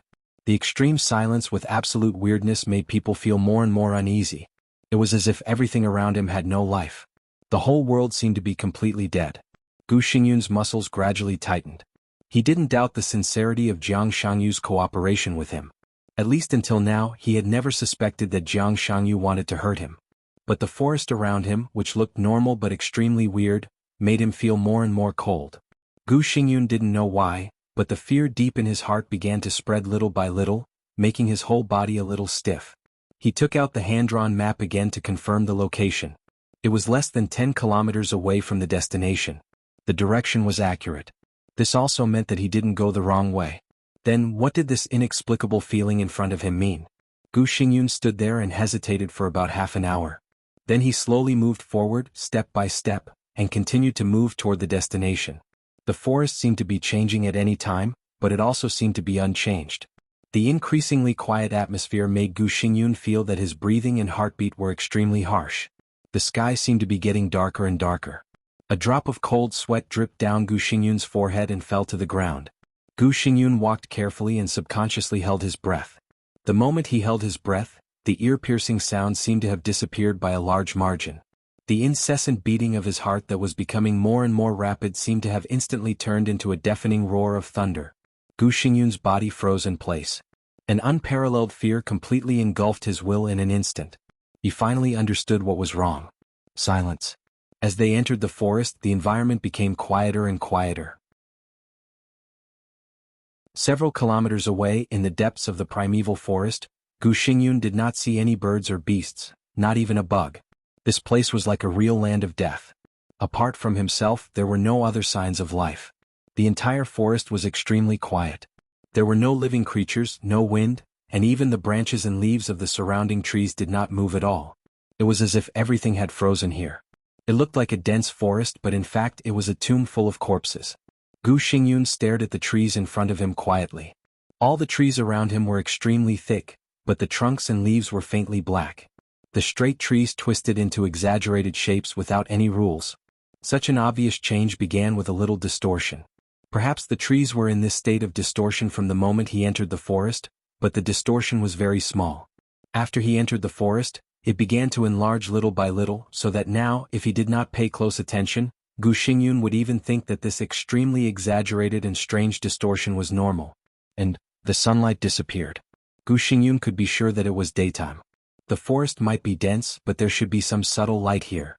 But those lights had all disappeared at this time. It was dark all around. The forest of Nanyun seemed to have fallen into a cold winter, and the extremely cold temperature continued to spread in the increasingly thick darkness. Gu Xingyun concentrated on observing all the details around him. A hand fell on his shoulder without any warning. It penetrated his domain and even pinched his shoulder in a very friendly manner. Gu Xingyun, who was completely focused, jumped up almost in an instant. At the same time, his domain was extremely distorted, and the hand was directly thrown away from his shoulder. From the corner of his eyes, Gu Xingyun saw that it was a complete arm. The arm rotated in the air, and the slightly black blood kept dripping from the air. Where did the hand come from? This was a forest. Where did the hand come from?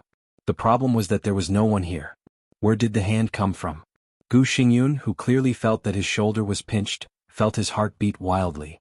Without any hesitation, he rushed directly to the place where the arm fell. The arm fell in a mass of vigorous grass. Gu Xingyun's figure followed closely. He stared at the grass carefully, as if he wanted to study the arm that did not look like a living person's. However, there was nothing in the bushes. There was no arm, no blood, only a dead branch that seemed to have been broken for a long time. Gu Xingyun looked at the grass in front of him and was silent for a long time. Was it his vision? Or the arm had been taken away? Who was here? Gu Xingyun suddenly glanced around in a 360-degree manner. In his sight, in the dark forest, there were only extremely twisted trees that looked extremely painful and fallen. Those trees were quietly twisted like pairs of eyes, with ferocious malice, staring at his every move. Gu Xingyun swallowed and he began to step back. The feeling of uneasiness seemed to have broken through the limit of his heart. The destination for his breakthrough was not far away, but Gu Xingyun did not dare to go forward anyway. It was too strange here. Jiang Shangyu seemed to be too strange. He was ready to withdraw from the forest and go to the outside world to talk with Jiang Shangyu in detail. His retreat began to speed up, faster and faster. The dark, quiet and twisted forest kept retreating.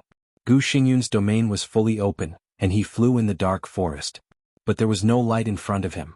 Everything seemed to be getting darker and darker. Gu Xingyun ran wildly for nearly half an hour before he stopped. He was sure that he could see the sun half an hour ago. But now he was retreating, returning to the original place. But in the past half an hour, there was no sun in front of him, and the surroundings became darker and colder. The extreme silence made all his sounds become manic. His breathing was like a hurricane and his heartbeat was like thunder.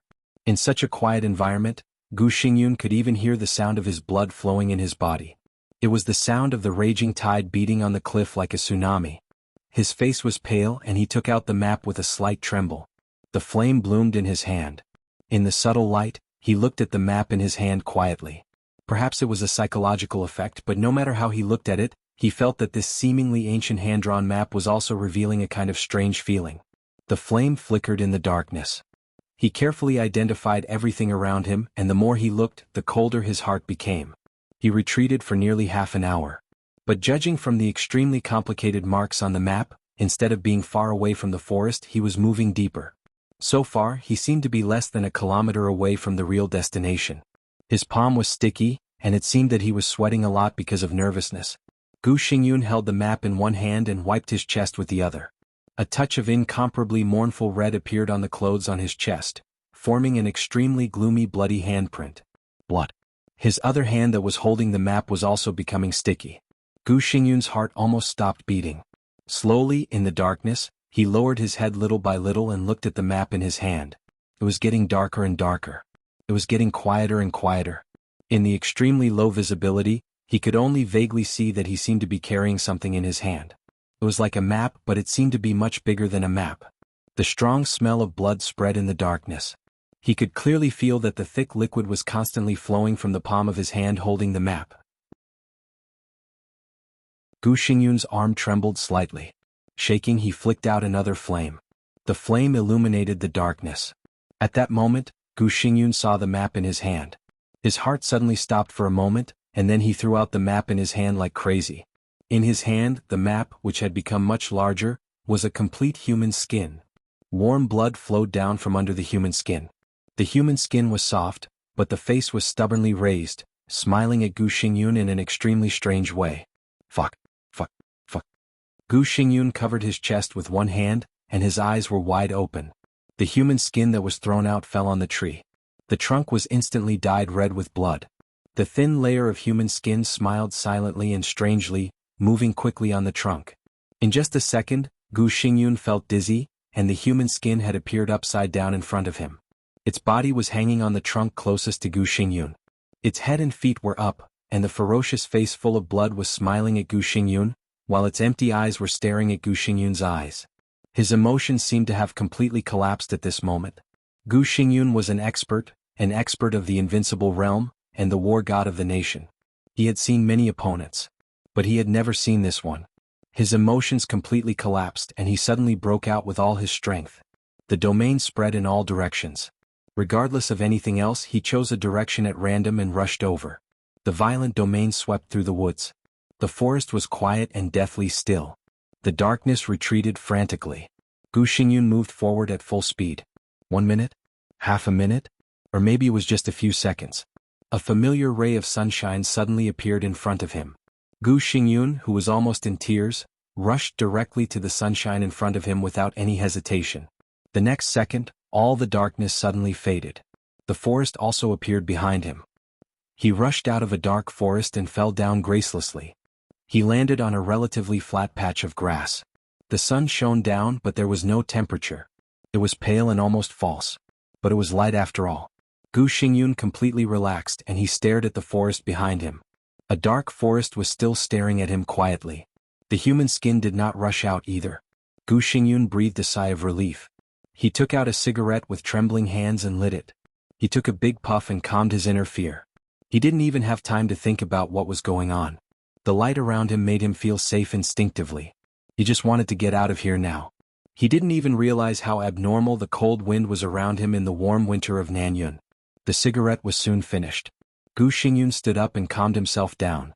He had a fear of this forest from the bottom of his heart, so he kept his back to the back, stared at the direction of the forest and slowly retreated. The grassland under his feet became flatter and flatter, and even the mottled old ground appeared. Gu Xingyun kept retreating until the back of his head touched something. Gu Xingyun's scalp went numb and he suddenly turned around. In his sight, a lantern that he had hit was swaying and floating. What appeared in front of Gu Xingyun was a very old wooden door. The lantern was not hung directly above the door but in the middle. On the pale lantern a big word "Shi" was written in red ink like blood. The white lantern and the red words made people feel uncomfortable no matter how they looked at it. Gu Xingyun carefully retreated for a distance and then looked around. All he could see were white lanterns everywhere. The red word "Shi" was everywhere. Old houses were neatly arranged on the street. Gu Xingyun seemed to be standing in the middle of the street. Gu Xingyun's heart began to sink and it kept sinking. His face became pale and there was no color at all. The cold wind between heaven and earth seemed to be more mournful. The sun seemed to be gradually dimming. Gu Xingyun looked at the surrounding environment in silence. Here was a village. To be exact. This was the hand-drawn map. No, it was marked on the human skin. Destination.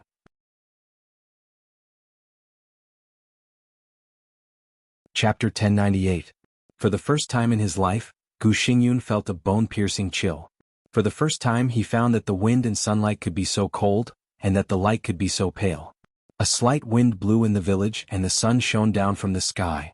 The wind, rain and sunlight were warm at first, but the longer they stayed here, the colder they became. It was indescribable gloom and coldness. Little by little, it pierced through the skin, froze the blood and froze the soul. He felt that his body was dying little by little, and his vitality began to decay, become pale and become dead. He became perfectly integrated with the village in front of him. Who is Jiang Shangyu? In a trance, Gu Xingyun suddenly began to think about this question, and quickly came up with a vague answer. The vague answer could not be said to be Gu Xingyun's mistake, but it could also be said to be his biggest mistake. He did pay attention to Jiang Shangyu. Whether it was the special status of the Jiang family or Jiang Shangyu himself, they were worthy of Gu Xingyun's attention. He wanted to draw the Jiang family into the special warfare group, and draw Jiang Shangyu into the special warfare group. Jiang Shangyu was undoubtedly a very outstanding young man, and he could even be said to be a very outstanding one. Gu Xingyun attached great importance to him. In order to completely tie Jiang Shangyu to Kunlun City, he even thought about marrying his daughter Li Qingqing to him. But it was also undeniable that he did not absolutely attach importance to Jiang Shangyu. He was easy to talk to, easy to get along with, ambitious to a certain extent, controllable, non-threatening, low-key and calm. In the eyes of everyone, including Gu Xingyun, Jiang Shangyu was roughly such an image. It was not until now that Gu Xingyun suddenly realized that Jiang Shangyu, who was hiding behind that image, did not reveal not only his strength, but this village might be his biggest secret.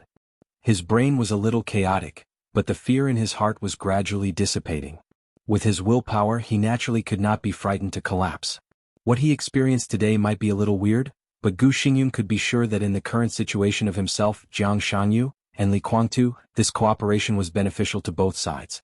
At least for the time being, Jiang Shangyu and Li Guangtu still needed to use their status to place their forces in various positions in the special warfare system of Zhongzhou State, and they had no reason to harm him. Gu Xingyun calmed down a little and looked at the small village in front of him. The village seemed to be quite old. The houses looked very old, and the internal layout seemed to be filled with the limitations of the times. The streets were very narrow, so it looked especially gloomy. White lanterns were hung on the doors of every house in the village, fluttering in the wind. The blood-red happiness character swayed slightly, and the whole village was filled with a very strange jubilation. Gu Xingyun seemed to be standing in the middle of the street, where he could see the outline of the village to the greatest extent. The street was very narrow but extremely clean. It was obvious that someone had just cleaned it not long ago. However, standing in the village, Gu Xingyun did not feel any signs of activity. A deathly silence spread throughout the village. Under the sunlight, there were no signs of activity in the village. It looked like a mountain village that had been abandoned for a long time. Gu Xingyun felt that something was wrong, but he still couldn't tell what was wrong. He walked quietly on the street and soon walked through the whole village. The village was not big, with only about 200 households. But there was no one in the entire village. All the doors of the households were closed.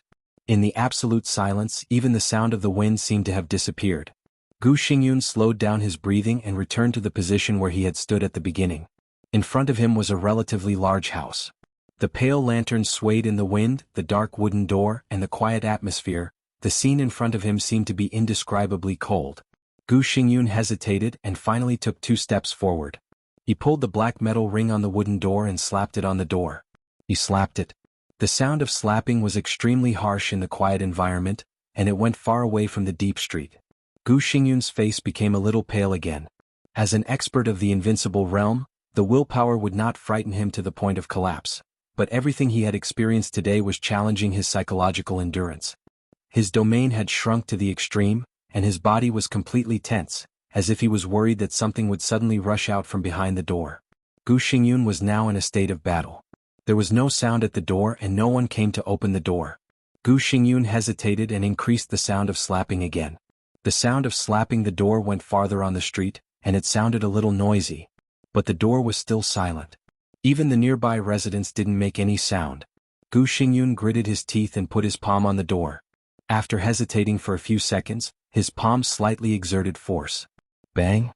The wooden latch that locked the door was broken by the force. The black door opened a gap to the inside. A cold airflow came to his face. Gu Xingyun's body shook subconsciously. He looked around and there was no change around, but the cold doorway inside the door was dark. Gu Xingyun always felt that there was a pair of blood-red eyes at the door, staring at him. Phew, phew. Gu Xingyun took a few deep breaths, gritted his teeth and pushed the door open a little again. The creaking sound was so clear that it was almost torturous. The pair of eyes at the door didn't appear, and there was only some dry firewood in the doorway. Gu Xingyun gritted his teeth and walked in. He had completely concentrated his attention, ready to face any unexpected situation at any time. But nothing happened. After walking out of the doorway, there was a simple courtyard. The wall facing the doorway was painted with an extremely oppressive black giant tree.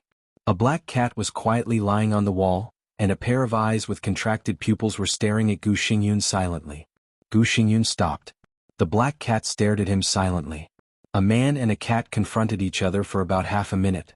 Gu Xingyun, whose body was tense, slowly took a step forward. The black cat didn't move. He moved forward again. The black cat still didn't move. Until Gu Xingyun walked to the black cat kept lying on the ground looking at the front silently. Gu Xingyun squatted down carefully, tentatively stretched out his hand, and put it on the black cat's body. The black cat was very hard. But its fur was extremely soft. It seemed to be a sculpture so realistic that even Gu Xingyun couldn't tell whether it was real or fake when he observed it closely. A sculpture with the skin of a real cat. Skin? Gu Xingyun suddenly thought of the human skin that looked like a map. He felt disgusted, stood up quickly and walked to the front hall. He knocked on the door of the front hall as well. There was no response. Gu Xingyun hesitated, carefully pushed the door open and walked in. The dark room avoided the sunlight to the greatest extent. The room was a little damp, with a touch of moldy smell that seemed to have been left for a long time. "Is anyone at home?" Gu Xingyun stood in the front hall and shouted with a voice loud enough for the whole courtyard to hear. His voice seemed to be magnified countless times in an instant, and the huge sound waves made his heart skip a beat. But in the next second his huge sound waves seemed to be swallowed up in an instant, and the loud sound instantly became softer and then louder again. The transmission of the sound seemed to become completely chaotic, without any rules. The word, "ask," was like thunder, but the voice of the latter few words was so low that even Gu Xingyun himself didn't hear it clearly. When it came to the last two words, the voice suddenly became louder. When Gu Xingyun's question appeared in his own ears, it became an inexplicable sentence. "Is it home?"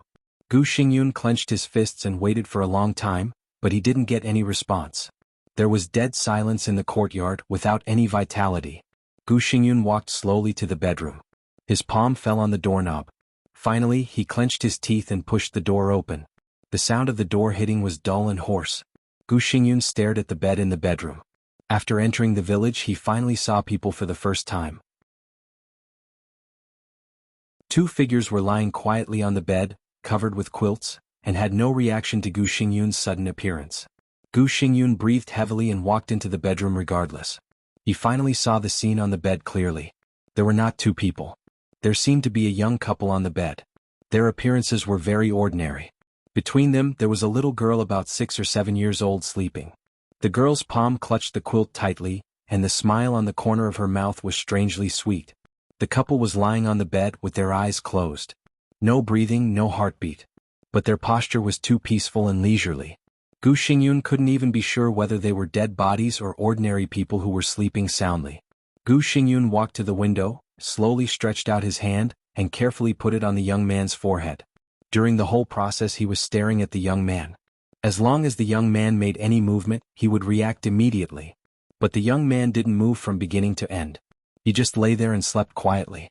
His palm was on the young man's forehead. With a little warmth. There was body temperature. But there was no heartbeat or breathing. Gu Xingyun's own breathing seemed to start to become difficult. This time he was finally sure that the family of 3 on the bed, they were all dead people. They were all corpses. And they were corpses that had just died. He thought of the strange silence in the village. Could it be that the whole village, every house, was filled with corpses that had just died? Or, Gu Xingyun was a little confused, and his palm subconsciously exerted force. Crack. There was a slight sound like plastic inside the head of the young man's corpse. For no reason, Gu Xingyun thought of the black cat at the door. Or, it was not 3 corpses in front of him, but 3 puppets that could be mistaken for real? Dummies? Gu Xingyun breathed a sigh of relief, but his spirit suddenly tightened in an instant. People, maybe they were fake. But their skins were all real. Gu Xingyun could be sure of this. Placed in front of him were pieces of incomparably complete human skin. No matter what was under the human skin, what was in front of him was human skin. It was genuine human skin. Gu Xingyun gritted his teeth and slowly loosened his palm. Meow. The moment his palm loosened, an extremely shrill cat's cry suddenly rang in Gu Xingyun's ears. A slight weight fell on Gu Xingyun's shoulder. Gu Xingyun, who was completely focused on the front, was shocked and subconsciously looked back. The black cat he saw at the door seemed to have come alive in an instant. It lay on his shoulder and stared into his eyes. Meow. His scalp was numb. A cold chill completely broke all the defenses in Gu Xingyun's heart. Hee. A clear laughter suddenly sounded in the bedroom. The quilt on the bed moved slightly. The little girl, who had been lying between the husband and wife without any breath or heartbeat, slowly sat up. She opened her dark eyes without any white, looked at Gu Xingyun quietly and smiled sweetly. Dad, where's my dog?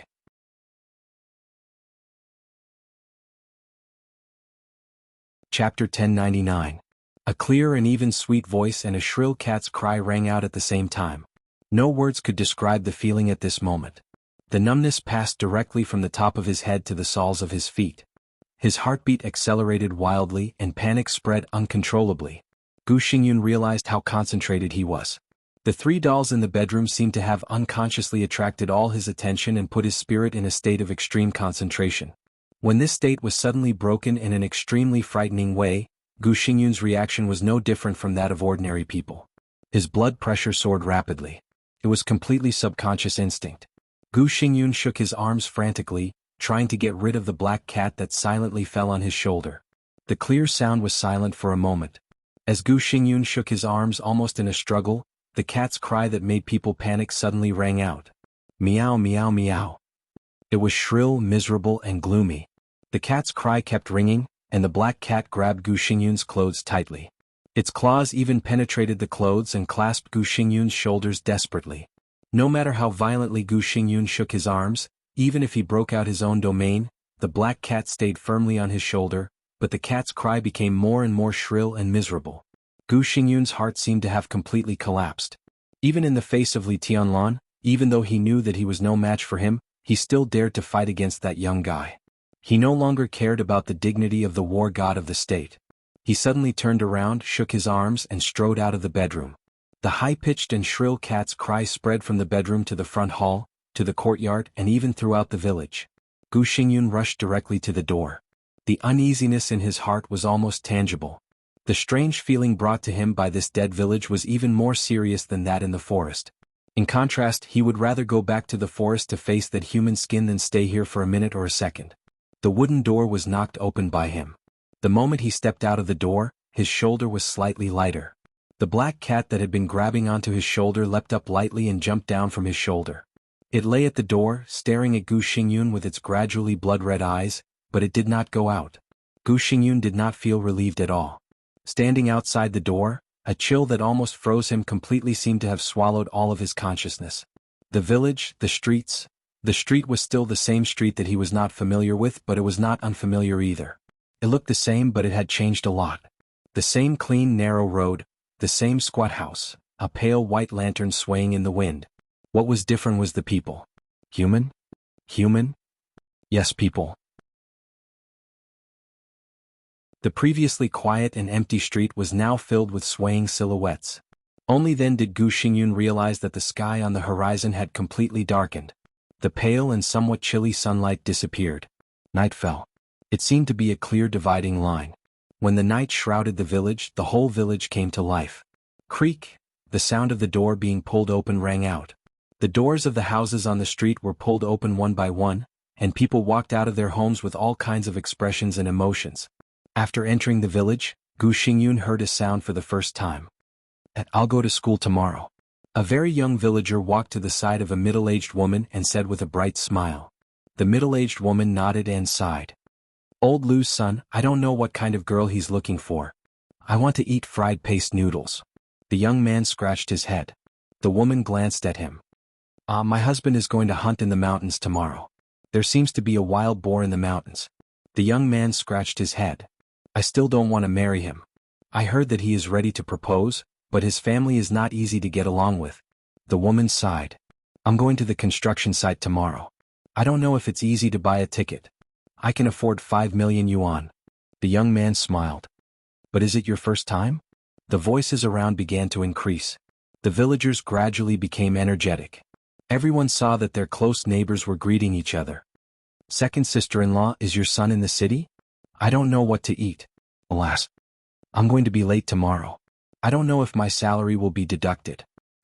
I'm going to be late tomorrow. I don't know if my salary will be deducted. I heard that the old man of the Lu family died. This dress looks so festive and young. Gu Xingyun looked at this scene in a daze. In more than 50 years of life, he seemed to feel the madness and malice from the whole world for the first time.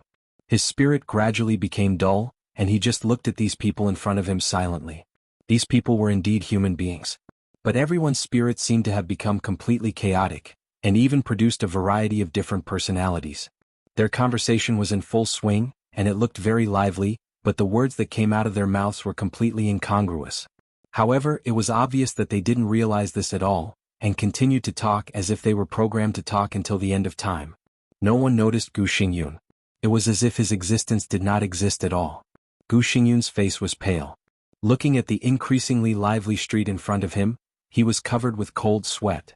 He was really a little scared. He didn't want to stay here for a second in this crazy and chaotic village. Thus, he quietly walked into the crowd of villagers. Being in close contact with these villagers, his hands and feet were cold, and he carefully moved in the direction in his memory. He walked very slowly. But his destination was very clear. Obviously he didn't lose his way. He wanted to go back to the forest, cross the forest and return to Nanyun and Yuzhou. Even the ice and snow of Kunlun City at the foot of Mount Qingyun were much warmer than here. He didn't know where this place was. But he knew very well that only the place outside this damn place was the real human world. The street gradually came to an end. Thus, Gu Xingyun naturally entered an extremely narrow alley. Gu Xingyun couldn't help swallowing. He remembered very clearly that the small alley around him didn't exist at all not long ago. At the end of the street he should see the forest. But now the forest was gone. The moment Gu Xingyun turned around, the street disappeared. The place where he came in had become a wall. All the bustling and noisy sounds outside the street disappeared instantly. The whole village seemed to become dead silent again. The back road completely disappeared. Forward became the only way. There were no street lights in the village. It was dead silent and dark. Gu Xingyun's breathing became more and more rapid. He walked forward carefully. Maybe after a minute or 5 minutes, his eyes finally adapted to the darkness around him. The visibility in front of him was still extremely low. But vaguely, he seemed to see a person standing at the end of the alley. Maybe it was standing, or maybe it wasn't. It seemed to be a woman. Her long hair completely covered her face, and it was unscrupulously draped in front of her. In the night, her red dress seemed to be glowing with a blood-like mournful luster. Her body was bent forward, and her body was twisted into a strange angle. She stretched out her hands and was moving towards Gu Xingyun little by little. There was no way back. In the absolutely dark and quiet alley, Gu Xingyun was walking face to face with the thing at the end of the alley. He couldn't see the face behind the long hair, but he instinctively felt that the other party's eyes were staring at him coldly. Deep breath, relax. Deep breath, relax. Gu Xingyun kept adjusting his breathing, but his steps were getting slower and slower as if they were filled with lead. It seemed to be aware of his speed. The distorted red figure at the end of the alley suddenly began to accelerate. Its body became more and more distorted, and its long arms rushed directly to Gu Xingyun. Fuck. Gu Xingyun, whose heart was about to collapse, roared directly. The domain that was condensed to the extreme suddenly exploded around him. The turbulent power surged wildly, and his body rushed directly to the red shadow. Fight. He could only fight. This was the only choice. The domain was vast and mighty. Gu Xingyun appeared directly at the position of the red shadow. Beyond was darkness and dead silence. The night was so dense that it seemed eternal. But the red shadow suddenly disappeared. Everything that had just happened seemed to be an illusion. It was as if that figure had never existed. Tick, tick. The ticking sound, which was close at hand, came from behind Gu Xingyun. The sound was light, but it was deafening. The strong smell of blood continued to spread. It was blood. To be exact, it was the sound of blood falling on the ground. Gu Xingyun thought of the red shadow that disappeared. The other party didn't disappear. Behind me? Gu Xingyun suddenly turned around. It was still dark. There was no twisted red shadow. However, the faintly discernible smell of blood in the surroundings continued to spread.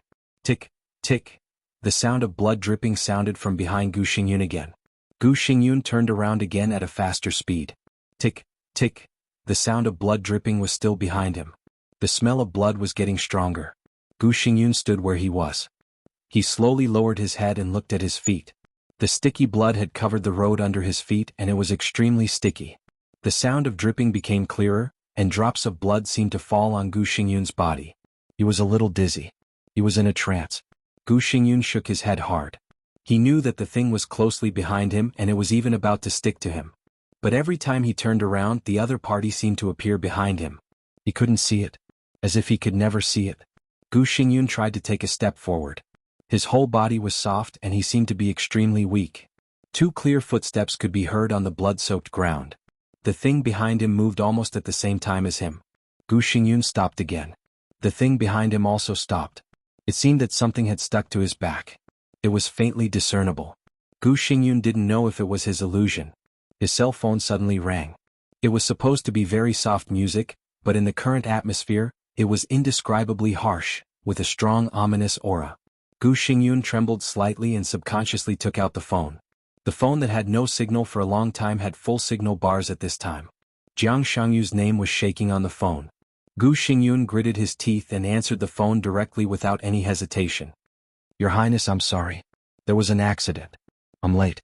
Jiang Shangyu's gentle voice sounded on the other end of the phone. As he spoke, the blood on the ground began to disappear, and the alley began to disappear. All kinds of chaotic sounds rang in his ears again. Gu Xingyun held the phone and his body trembled. He suddenly found that everything just now seemed to be extremely illusory. He did not move his body. His body was still standing by the gate, and the black cat behind him was still staring at him. He stood on the street, listening to the chaotic conversation around him. I can assure you that it was an accident. Jiang Shangyu's voice was apologetic and sincere, but it was extremely terrifying in Gu Xingyun's ears. The corner of his mouth moved with difficulty. He opened his mouth several times and finally made a sound. Where are you? The domain spread over silently. Jiang Shangyu's figure gradually took shape in the vague domain, and finally stood in front of Gu Xingyun. I'm sorry. Jiang Shangyu looked at his pale face and said again. Gu Xingyun looked at him in a daze. After a long time he asked in a hoarse voice, Where is this? This is my territory. Jiang Shangyu was silent for a while and laughed. It's my base. Of course, it will also be your highness's base in the future. Your highness, you kept your promise and came here, and I kept my promise to you. This will be one of our most important bases. From now on we are on the same side. He said slowly, stretched out his palm to Gu Xingyun and said in a low voice, Your Highness Gu Xingyun, welcome to the Shadow World.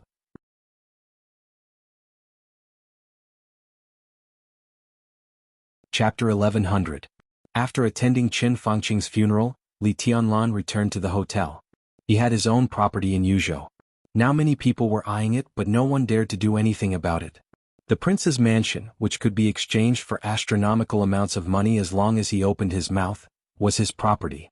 But it was the wedding house prepared for him and Dongqing Rushi by the Dongqing clan. If Dongqing Rushi was in good condition, Li Tianlan would not mind taking Qin Weibai to live in it. But in Dongqing Rushi's current state, Li Tianlan felt a little awkward to do so.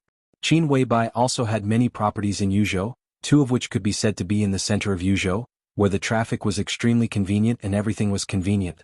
But for the same reason, Dongqing Wudi, the key members of the Bai family and other giant group gathered in Yuzhou. Li Tianlan also felt very awkward. This could not be regarded as being overcautious. This year, Li Tianlan was 24 years old. For the time being he had not really experienced the loneliness of standing at the top in the power of the world, but he had subconsciously begun to consider the chain reaction caused by his every move. Especially in this sensitive period, Li Tianlan did not know how many times he had told himself that at this stage, he could not take a wrong step. So after thinking about it he still lived in the hotel. To some extent, only this hotel could be regarded as his own property. The Flourishing Age Fund secretly held 27% of the shares of the Ritz-Carlton Hotel, which could be said to be the second largest shareholder in the hotel. As the Flourishing Age Fund merged into Emperor Dong's palace, the owner of these shares naturally became Li Tianlan. After dinner in his own hotel, Li Tianlan received a call from Dongqing Wudi. Dongqing Wudi's voice sounded very calm on the phone, but perhaps it was a psychological illusion. Li Tianlan always felt that his tone was a little depressed. Tianlan, come and have a cup of tea at home. Dongqing Wudi said slowly. Li Tianlan looked at his watch. At 8 o'clock in the evening, after attending Qin Fangqing's funeral, Dongqing Wudi went to the army headquarters building. Until now he probably had not eaten. Li Tianlan smiled and said softly, Let's have dinner together. I'll go there now. There are a few good dishes in the hotel. I'll take them there by the way. Okay. Dongqing Wudi smiled. Although he was a little depressed in his heart, there was still a touch of joy in his voice. Bring Little Bai here and stay at home tonight. Li Tianlan hesitated for a moment and agreed. In Yuzhou the house that Dongqing Wudi mentioned was the manor of the Bai family. Li Tianlan silently thought about what had happened in the past few days. After thinking for about 2 or 3 minutes, he raised his head and said, Let's go together. Qin Weibai had just put down the phone to order food. She nodded and asked, Should we call the fatty? No need. Li Tianlan shook his head. He and Xing Tian have been busy these days. Don't worry about him. Xinyuan Wushang was very busy. On the day of Qin Fangqing's death, Li Huaqing held a meeting in the Chen family until 3 in the morning. During the nearly 14-hour meeting, Li Tianlan was under unimaginable pressure. At this stage, no matter how strong he was, he could not reach the point of dictating the entire world. Compromise, retreat, and when there was no other choice, no matter how unwilling he was, he had to make these decisions. At the meeting, it was decided that Hua Jingyang would temporarily preside over the work of the cabinet. At the same time, many departments of the cabinet were adjusted to a certain extent. In just a few days, it was said that there were some changes in by Qingxian's transfer. Unfavorable things happened one after another. Li Tianlan had almost no power to fight back and could only compromise for the time being. He had to be steady. He had to be steady. No matter what he did now, no matter what he did, his actions would be misunderstood or even misinterpreted into other meanings. The only thing he could do was to keep silent and keep making concessions in silence. Xinyuan Wushang also clearly felt Li Tianlan's pressure. He even took the initiative to transfer most of the pressure to himself. He almost made a guarantee that he would find out the cause of Chen Shi's death. With Chen Fangqing's death, Chen Shi, who died on the same day as him, was naturally thought by everyone to be killed by Li Tianlan. The same cause of death, the same mystery, and the same contact with Li Tianlan. All the clues were extremely unfavorable to Li Tianlan. Chen Fangqing's death had crossed the bottom line of Zhongzhou state. And Chen Shi's death, in the eyes of others, was almost like Li Tianlan slapping everyone in the parliament unscrupulously. This was also the main reason why he had been under great pressure these days. Xinyuan Wushang could not find out the cause of Chen Fangqing's death for the time being. But he could find out the truth of Chen Shi's death. Li Tianlan had been making concessions step by step. He had not left Yuzhou until now, waiting for the truth. So since he came back in the middle of the night, Xinyuan Wushang had locked himself in his room. It was said that he was fully cooperating with Xing Tian to investigate the cause of Chen Shi's death. Li Tianlan did not know how they could investigate the truth without going out. But perhaps Xinyuan Wushang's attitude was too firm, so Li Tianlan instinctively believed him. Walking out of the room, Li Tianlan took a deep look at the closed door on the opposite side. He was sure that Xinyuan Wushang and Xing Tian had not left the room these days. But in his perception, the opposite room was empty. Not only was there no breath of living people, even the furniture inside had disappeared. In Li Tianlan's perception, everything in the opposite room had become pure emptiness. He narrowed his eyes and shook his head, saying, "Let's go." Qin Weibai subconsciously took his arm and also glanced at the opposite side of Xinyuan Wushang. She silently followed Li Tianlan to the elevator. In the room that the two of them did not notice, there was already an extremely dark void around them. Countless stars were twinkling in the void. Subtle lights constantly lit up in the dark space and then quickly fell silent. They were not the distant stars around them. Instead, they were tiny characters. The characters flickered and appeared and then went away in an instant. They seemed to fly thousands of kilometers in a very short time, flying into the distance and turning into a faint glimmer, which looked like a starry sky. The words flew further and further away. The furthest one could no longer be seen, but the words that were constantly being created were still moving further away. Hence, there were more and more starlight. They disappeared and appeared in batches, and their positions were constantly changing. In the silent void, it was as if the stars in the sky were constantly arranged and twinkling. In the vast void there was a huge writing brush flying. With the void as ink, the huge writing brush carved characters one after another in the vast space at an extremely fast speed. In the void stood a giant that could be said to be indomitable. His body, which was originally the size of a normal person and looked somewhat harmless, seemed to be magnified thousands of times here. He stood in the dark void, and at this time, his huge body revealed an indescribable majesty. The shimmer was everywhere. Xinyuan Wushang, who had transformed into a giant, held the same huge writing brush tightly and kept writing in the darkness. Rather than saying that he was writing, it was more accurate to say that the writing brush was controlling his palm to write. The original form of the writing brush was Xing Tian. When he opened his power to the greatest extent, he became a writing brush in this void that could almost reach the sky in terms of height. Starting from the smallest things, he began to deeply explore the truth of Chen Shi's death. In this huge deduction, the only thing Xinyuan Wushang needed to do was to provide his own vitality and countless recovery methods that belonged to Saint to help Xing Tian maintain his own state. At this time, the vitality of the two was completely connected. In the case of sharing life, Xinyuan Wushang's existence gave Xing Tian the greatest guarantee, and also made Xing Tian's deduction more and more leisurely. 20 years ago, Qin Song was Lu He's driver. The national emblem of Star State issued a new revised law. One night in England, the rich William died in a car accident. The financial crisis of East Island. Military counselor founded the Flourishing Age Fund. The Duluths Group declared bankruptcy. A mountain village in Zhongzhou State had 35 newborns in a year. Chen Lan's salary increased by more than 30%. Han Jie planned to send his son abroad to study. There was a terrorist attack in France. There were so many of them that they were densely packed. One after another, the writing brush kept writing in the crazy waving. Time was meaningless. No one knew how long the real time of 3 days passed in the void. But the brush kept on writing and it didn't stop. 1 thing, 10 things, 100 things, 1,000,000 things, 10,000,000 things, hundreds of millions, billions, tens of billions. There were countless incidents that seemed to be completely unrelated to each other. But as more and more things were written with the brush, each thing began to gradually connect after going through millions of twists and turns. 2, 3 thousands, and more people who had nothing to do with each other in their lives began to interact with each other that even they themselves didn't know about. For example, if William, the rich businessman in England, hadn't died in a car accident, then Han Jie wouldn't have sent his son abroad to study.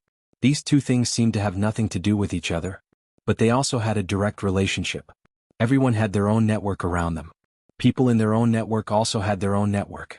Everyone on the internet had their own small circle. All kinds of people. When everyone interacted with each other because of one thing, the circles on the internet began to fluctuate to different degrees. Such fluctuations might be subtle. But when tens of billions or even hundreds of billions of things were listed, the subtle fluctuations appeared in the most obvious way in front of Shenyuan Wuxiang and Xing Tian. From this point of view, why did Qin Shi die? Maybe it was because of Li Tianlan, or maybe it was because of other reasons. This was the time limit. When this limit was no longer meaningful, the original reason could be defined by the writing brush, Xing Tian. Why did Qin Shi die? Because 20 years ago, Qin Song was Lu He's driver. There was a reason. Now what Shenyuan Wuxiang and Xing Tian needed to do was to find that result. This was cause and effect. The writing brush kept shining. Somewhere in the quiet void, Shenyuan Wuxiang's voice clearly sounded with a long sigh. The writing brush in his hand was still moving. After countless twists and turns of events, the writing brush wrote Qin Shi's name for the first time.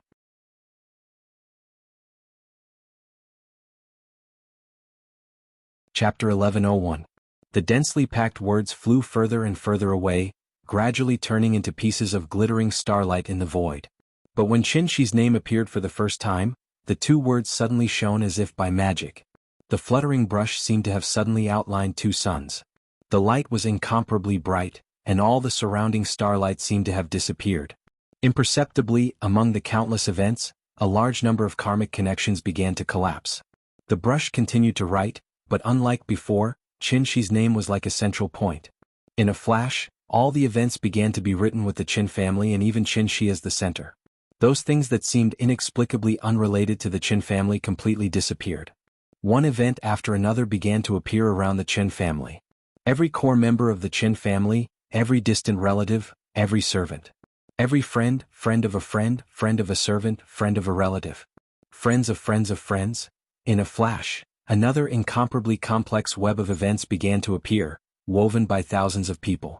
Slowly the clear light flowed from Shenyuan Wuxiang's palm into the brush.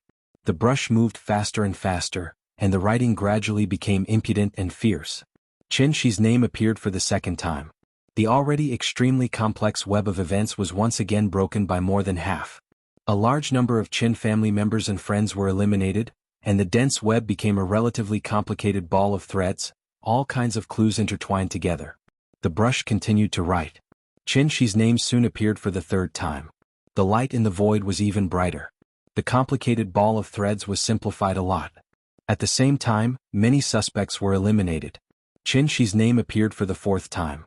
It was also at this time that the ball of threads intertwined with all kinds of clues began to become clear. Threads spread in all directions with Qin Shi as the center, connecting one seemingly unimportant event after another. The web of events began to become clear and simple. Qin Shi's name appeared for the fifth time. Most of the original hundreds of threads disappeared in an instant, leaving only 30 or so, connecting less than 20,000 events. The writing continued. But the brush gradually began to tremble. Shenyuan Wuxiang also trembled, but his face was taut, and he gritted his teeth and persevered. Qin Shi's name appeared for the sixth time. The 30 lines turned into 9. Tens of thousands of incidents became less than 2,000 incidents. The slowly moving brush wrote Qin Shi's name for the seventh time. The 9 lines became 3. The less than 2,000 incidents were reduced to less than 200. The 3 lines represented the 3 people closest to Qin Shi. They were also the three most suspicious people. As for the events that were less than 200, it was what the three of them had done recently, who they had interacted with, and what the people who had interacted with the three of them had interacted with the people they knew. This kind of interaction would continue to develop with the three of them as the core, and what would be the final result if the series of events continued to link up. Qin Shi's name didn't light up this time. However, the events on one of the three lines continued to develop, and at the end, a question mark appeared. Xing Tian, who was in a state of investigation, could be said to have no self-awareness. Xinyuan Wuxiang couldn't control the brush to write. All he could do was provide it with his own life force. Therefore, this question mark was written by the power of karma itself. A question mark popped up. What did this mean? Nowadays, there were not many people on Earth that Xing Tian couldn't even write their names and things. There were probably no more than 10 people. Li Tianlan, Qin Weibai, and Xing Tian couldn't write them. Dongqing Rushi and Wang Yuetong couldn't write them. Wang Qianzong and Xing Tian couldn't write them. Li Huaqing and Xing Tian could barely write half of them. Jiang Shangyu and Xing Tian couldn't write them. This list didn't include Xinyuan Wuxiang and Lin Shi. Decades later, Zhou Yuanshan's name might be added to this list. But now Xing Tian couldn't write them. It had nothing to do with Li Tianlan and Qin Weibai. It had nothing to do with Dongqing Rushi and Wang Yuetong. Wang Qianzong didn't have that ability. If it was Li Huaqing, Xing Tian could write at least one word in his name and then add a question mark. When all these targets were ruled out, who else could it be? Who else could it be? Jiang Shangyu. This was the answer that Feng Qingwu told Xing Tian, and it was also Xing Tian's own answer. He was not surprised by this answer, and it wasn't even important. The most important thing was that they found the line that connected Jiang Shangyu to him. Two of the three lines disappeared the moment the question mark appeared. All that was left was a dazzling line that appeared in the void. More than half of the related matters were instantly reduced, leaving only a few. Within half a year of becoming Qin Shi's full-time secretary, Mao Song met Lu Dongyue at a ribbon-cutting ceremony. Lu Dongyue introduced his cousin Lin Yin to Mao Song. Lin Yin became Mao Song's lover. Lin Yin's code name in the Phoenix Pavilion was Red Snow, and he was Lu Dongyue's direct subordinate. Lu Dongyue believed that Qin Shi's future was bright, and his full-time secretary was bound to become an important figure in the Prince Group. This was a long-term investment. 20 years ago, when Lu Dongyue's company was facing a major crisis, he received an important investment. The investor was Distance Investment Group. The Jiang family of Beijiang owned 75% of the shares of Distance Investment Group. 10 years ago, Lu Dongyue was secretly absorbed into Phoenix Pavilion and became the leader of Cyan Phoenix Group.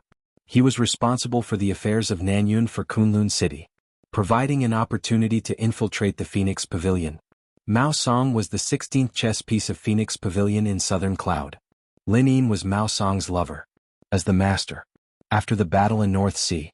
In order to cope, a rainbow-colored ray of light suddenly appeared. The brush continued to write. Cope secretly met with Mao Song and got Mao Song's promise. Blood Shirt and Mao Song shared life and appeared at the place where Qin Fangqing's body was stored. Mao Song and Qin Shi were in close contact. Qin Shi's name appeared on the brush again. Everything that had happened had come to light. The brush was still writing. It wrote dozens of things in succession and then everything was completely over. The void disappeared abruptly.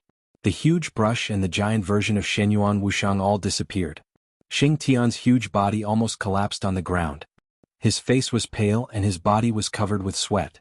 Xinyuan Wuxiang, who looked harmless, was also extremely weak. All the furniture in the room was restored to its original state the moment the void disappeared.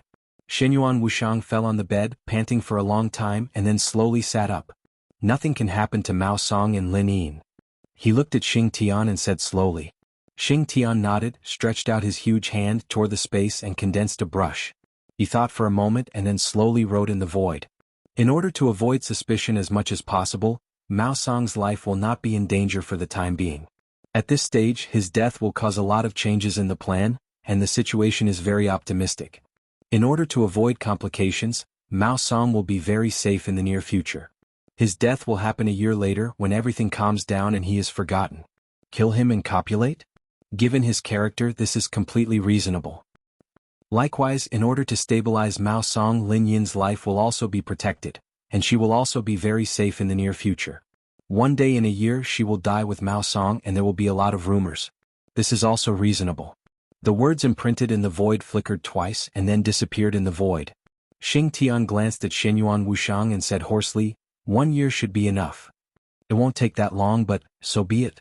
Xianyuan Wushang nodded. The brush in Xing Tian's hand became a mass of air again. This also belonged to the power of calligraphers. If investigating the truth of Qin Shi's death through tens of billions of events was to establish the power of cause and effect, then the 2 paragraphs about the ending of Mao Song and Lin Yin after Xing Tian's words were equivalent to prophecies. 1 year. This was the ending written by Xing Tian. During this period, unless there was a more powerful authority than Xing Tian that directly crushed everything he set, the fate of the 2 could hardly be changed. They would be very safe for a year, and even if they encountered danger they would be safe. They would suddenly die one day a year later together and cause a lot of rumors. This was the ending. This was the ending written by Xing Tian, the ending defined by the world for them. Xianyuan Wushang reached out and touched the bed, and took out a crumpled box of Zhonghua cigarettes. He pulled out a cigarette and lit it, took a deep breath and slowly narrowed his eyes. Jiang Shangyu, Your Highness? Xing Tian hesitated for a moment and said softly, Princess Royal reminded us that Jiang Shangyu is not someone we can deal with. To be exact, if we take action we may alarm something on him. Maybe it already knows of our existence. Why do we need to take action to deal with Jiang Shangyu? Can't our big brother manipulate him? Xianyuan Wushang smiled. Besides, even if our big brother doesn't take action, Lin Shi came here with a mission. He needs to give us an explanation, so he will take action sooner or later. After taking a deep breath, he picked up his cell phone and began to make a call. While waiting for the number to be dialed, Xianyuan Wushang laughed comfortably and happily. Phoenix Pavilion, Gu Xingyun, Kunlun City, Jiang Shangyu. I'm afraid we have gained a lot this time. Unfortunately, there is only one chance. Maybe after this, Jiang Shangyu will notice our existence, and he may have more scruples in the future. Xing Tian shook his head. Maybe he will have more scruples, but it is more likely that he will pay a higher price to kill your majesty. The combination of the calligrapher and the saint might not be as strong as the saint and the apostle around Lin Shi, but in the current real environment, Xianyuan Wushang and Xing Tian were the most powerful combination under all kinds of restrictions. It was a combination that could make Li Tianlan invincible under all kinds of circumstances. Xianyuan Wushang held the phone, and there was no expression on his chubby face. He said blandly, He has no chance. I can feel the change in my big brother. Maybe it won't be long before he can have the characteristic of level 8 authority. Then who can kill him?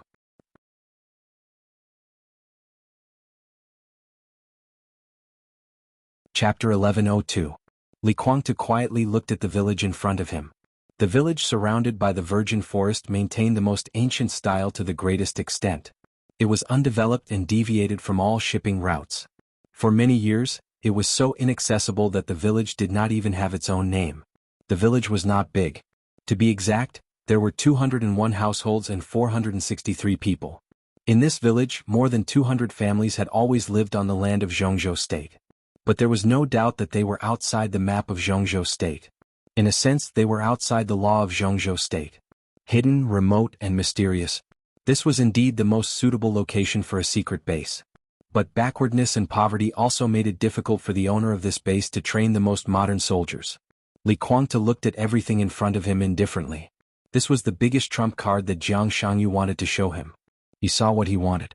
He was a little tempted but also a little regretful. Crack. In the distance, in front of an ordinary wooden door, a little girl who looked to be only 8 or 9 years old, wearing a dirty cotton dress, sat on the steps in front of the door. She used her tender little hands to tear apart a steel plate that was nearly 10 centimeters thick. The little black cat that was squatting on her shoulder meowed and jumped down from her shoulder, hiding behind her. The little girl was expressionless and seemed to be thinking about how to turn the steel plate into a shape that she was satisfied with. Even with Li Kuangtu's train of thought, he could not see what the little girl was trying to do. He could only barely see that she seemed to want to make a weapon, but as she continued to toss, the steel plate quickly became fragmented, and the remaining fragments turned into countless strange and twisted shapes. The girl did not feel annoyed. She just looked at the countless twisted steel plates in front of her in a daze. Li Kuangtu marveled at the strength of the other party and also regretted the other party's thinking. The other party seemed to have no thoughts, not even the most basic understanding of the shape of a weapon. That was why the high-strength alloy steel plate was tossed around by her, but she did not realize what went wrong at all. The strength of the other party combined with her age was also incredible in Li Guangtu's eyes. He had personally tested the hardness of the alloy. With his strength, it was a piece of cake for him to tear the alloy. But the little girl could also disassemble the steel plate into strange shapes with her bare hands, which showed that at least in terms of strength, the little girl was no longer at the peak of the fire-flaming realm or even some thunder-shocking realm experts. What did it mean for an 8 or 9-year-old girl to have such power? Some things could not be explained by the word genius. The little girl's existence was not an exception. Every villager here seemed to have extraordinary physical qualities that exceeded the understanding of normal people. More than 400 people. Li Guangtu carefully observed and finally came to a conclusion that even he himself couldn't believe. Among the more than 400 villagers, men and women, old and young, their strength indexes were almost all at the peak of the thunder-shocking realm on average. Among the more than 400 people, there were many little girls who were less than 10 years old, and there were also old people who were over 70 years old. Their strength would be slightly weaker. As for those young people and strong men and women, the top level of strength among them had even reached the invincible realm, and the strength of the half-step invincible realm was everywhere. What did this mean? The Border Control Corps of Zhongzhou State was known as the strongest and most elite corps in the world. The 20,000 soldiers of the Thunderbolt Battalion in the Border Control Corps were the most elite troops of the Border Control Corps. There were many reasons for the Thunderbolt Battalion's current status. They had the most domineering commander-in-chief, the most rigorous training, the most tenacious fighting will, and the absolute belief in victory. Among so many factors, the strength of the Thunderbolt Battalion was naturally the most important. The average strength of the 20,000 soldiers of the Thunderbolt Battalion was at the ice-condensing realm. They had surpassed the chi-controlling realm of the 4 realms of martial arts. Among the corps of tens of thousands of people, the Thunderbolt Battalion was the only large-scale army in the world whose average strength had reached the ice-condensing realm. Therefore they could defeat any enemy on any battlefield. They were invincible and invincible. 20,000 elite soldiers who were familiar with all kinds of combat methods, could skillfully use any weapon, and kept their physical functions at the peak. Even the top experts at the peak of the invincible realm did not dare to fight them head-on. And if the scale was further reduced, the Heaven Punishment Troop of the Wang family of Beihai was the peak of the small-scale super-elite troop. There were 300 people in the Heaven Punishment Troop. Their average strength was at the peak of the fire-flaming realm, and even close to the half-step Thunderbolt realm. Such a troop was also a myth in the dark world. Zhongzhou State could also come up with this kind of lineup, but it would not do so. Any expert close to the thunder-shocking realm was a very important backbone in their respective troops. Except for the Wang family of Beihai, no one would be so extravagant as to form a super-elite troop with the backbone of these middle-level and high-level officers. Therefore, the Heaven Punishment Troop had existed for hundreds of years, but for hundreds of years, no super troop could really be as famous as the Heaven Punishment Troop. The closest to the overall strength of the All Heavens Troop was the Lin clan's Xinyuan Sword, and the Li family's life-prolonging palace, Deathless Palace, and Sanluo Palace after Nirvana turned into the Purgatory of Heaven capital. But they were just close. And now, what Li Guangtu saw was a super-elite troop whose strength was a whole realm higher than that of the Heaven Punishment Troop, which was also a myth, and more than 100 people more than the Heaven Punishment Troop. More than 400 people. Their average strength was at the peak of the thunder-shocking realm. Even Li Guangtu felt his scalp tingle when he thought of this. More than 400 experts at the peak of the thunder-shocking realm and even close to the half-step invincible realm, if they had enough experience, tacit cooperation, perfect performance, and formed a perfect enough formation, Li Guangtu didn't know who could withstand their full outbreak. At least he could be sure that he couldn't. When the power of more than 400 experts close to the half-step invincible realm broke out as a whole, that kind of power was completely destructive. This kind of troop had never appeared in the wildest imagination of the boldest people. Because everyone knew it was impossible. The peak of the fire-flaming realm was already a middle-level and high-level officer in the army of the world's #1 hegemon country, Zhongzhou State, and was the backbone of the army lineup. What did the peak of the thunder-shocking realm and the half-step invincible realm mean? This was the power of the general level.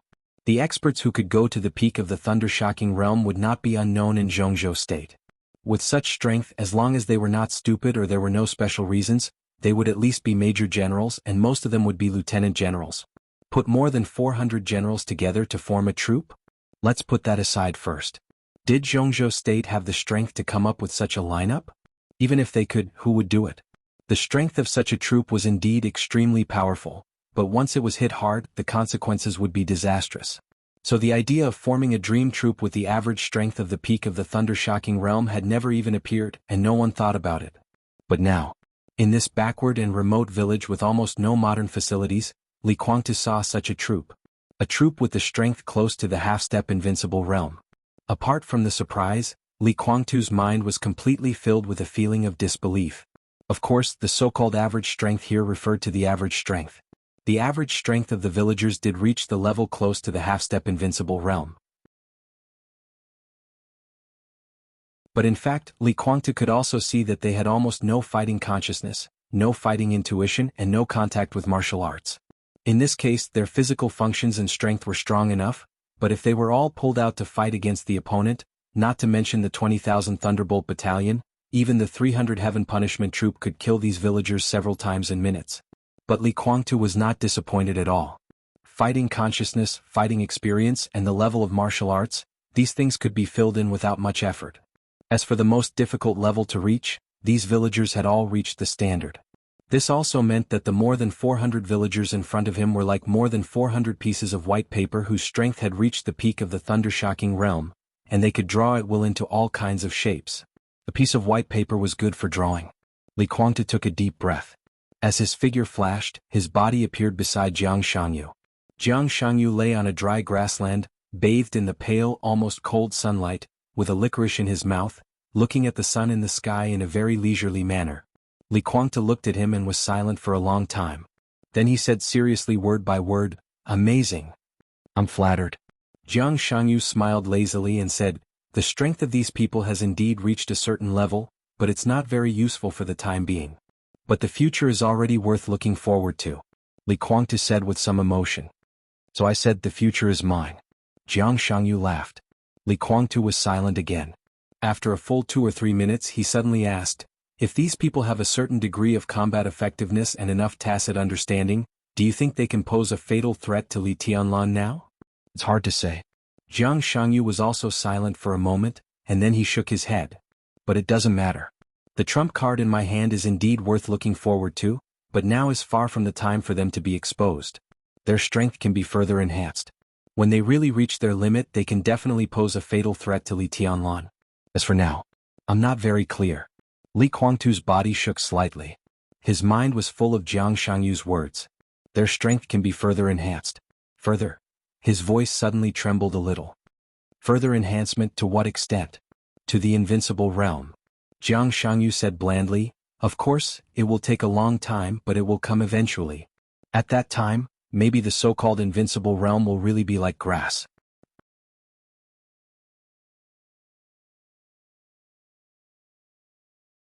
Chapter 1103. Pictures that he had never imagined before appeared in Li Kuangtu's mind. Perhaps he and Jiang Shangyu would never know that in the era of Beihai and the Purgatory of Heaven capital, when there were metaphysical masters in Zhongzhou state, Shen Xuanzi and Great Master Wu Wei had long predicted that the invincible realm was as weak as grass. When the Chosen One appeared, the tribulation came. The Chosen One should face the tribulation, and who should face the Chosen One? Shen Xuanzi's words still had traces of existence. But with the death of Great Master Wu Wei and the disappearance of Shen Xuanzi, these traces were fading in everyone's hearts day by day. Until Jiang Shangyu's voice rang in Li Kuangtu's ears. The light voice was as deafening as thunder. A whole village with an average strength of the invincible realm. More than 400 people. In the entire dark world, there probably wouldn't be so many invincible realm experts in the world for hundreds of years. Li Kuangtu looked at Jiang Shangyu seriously. There was deep fear in his eyes. There was also a touch of undisguised fear. He didn't want to admit it but he had to. If what Jiang Shangyu said was true when more than 400 invincible realm experts charged at the same time, what was Li Tianlan? At best he could only be regarded as a non-entity. And he himself was even less than an ant.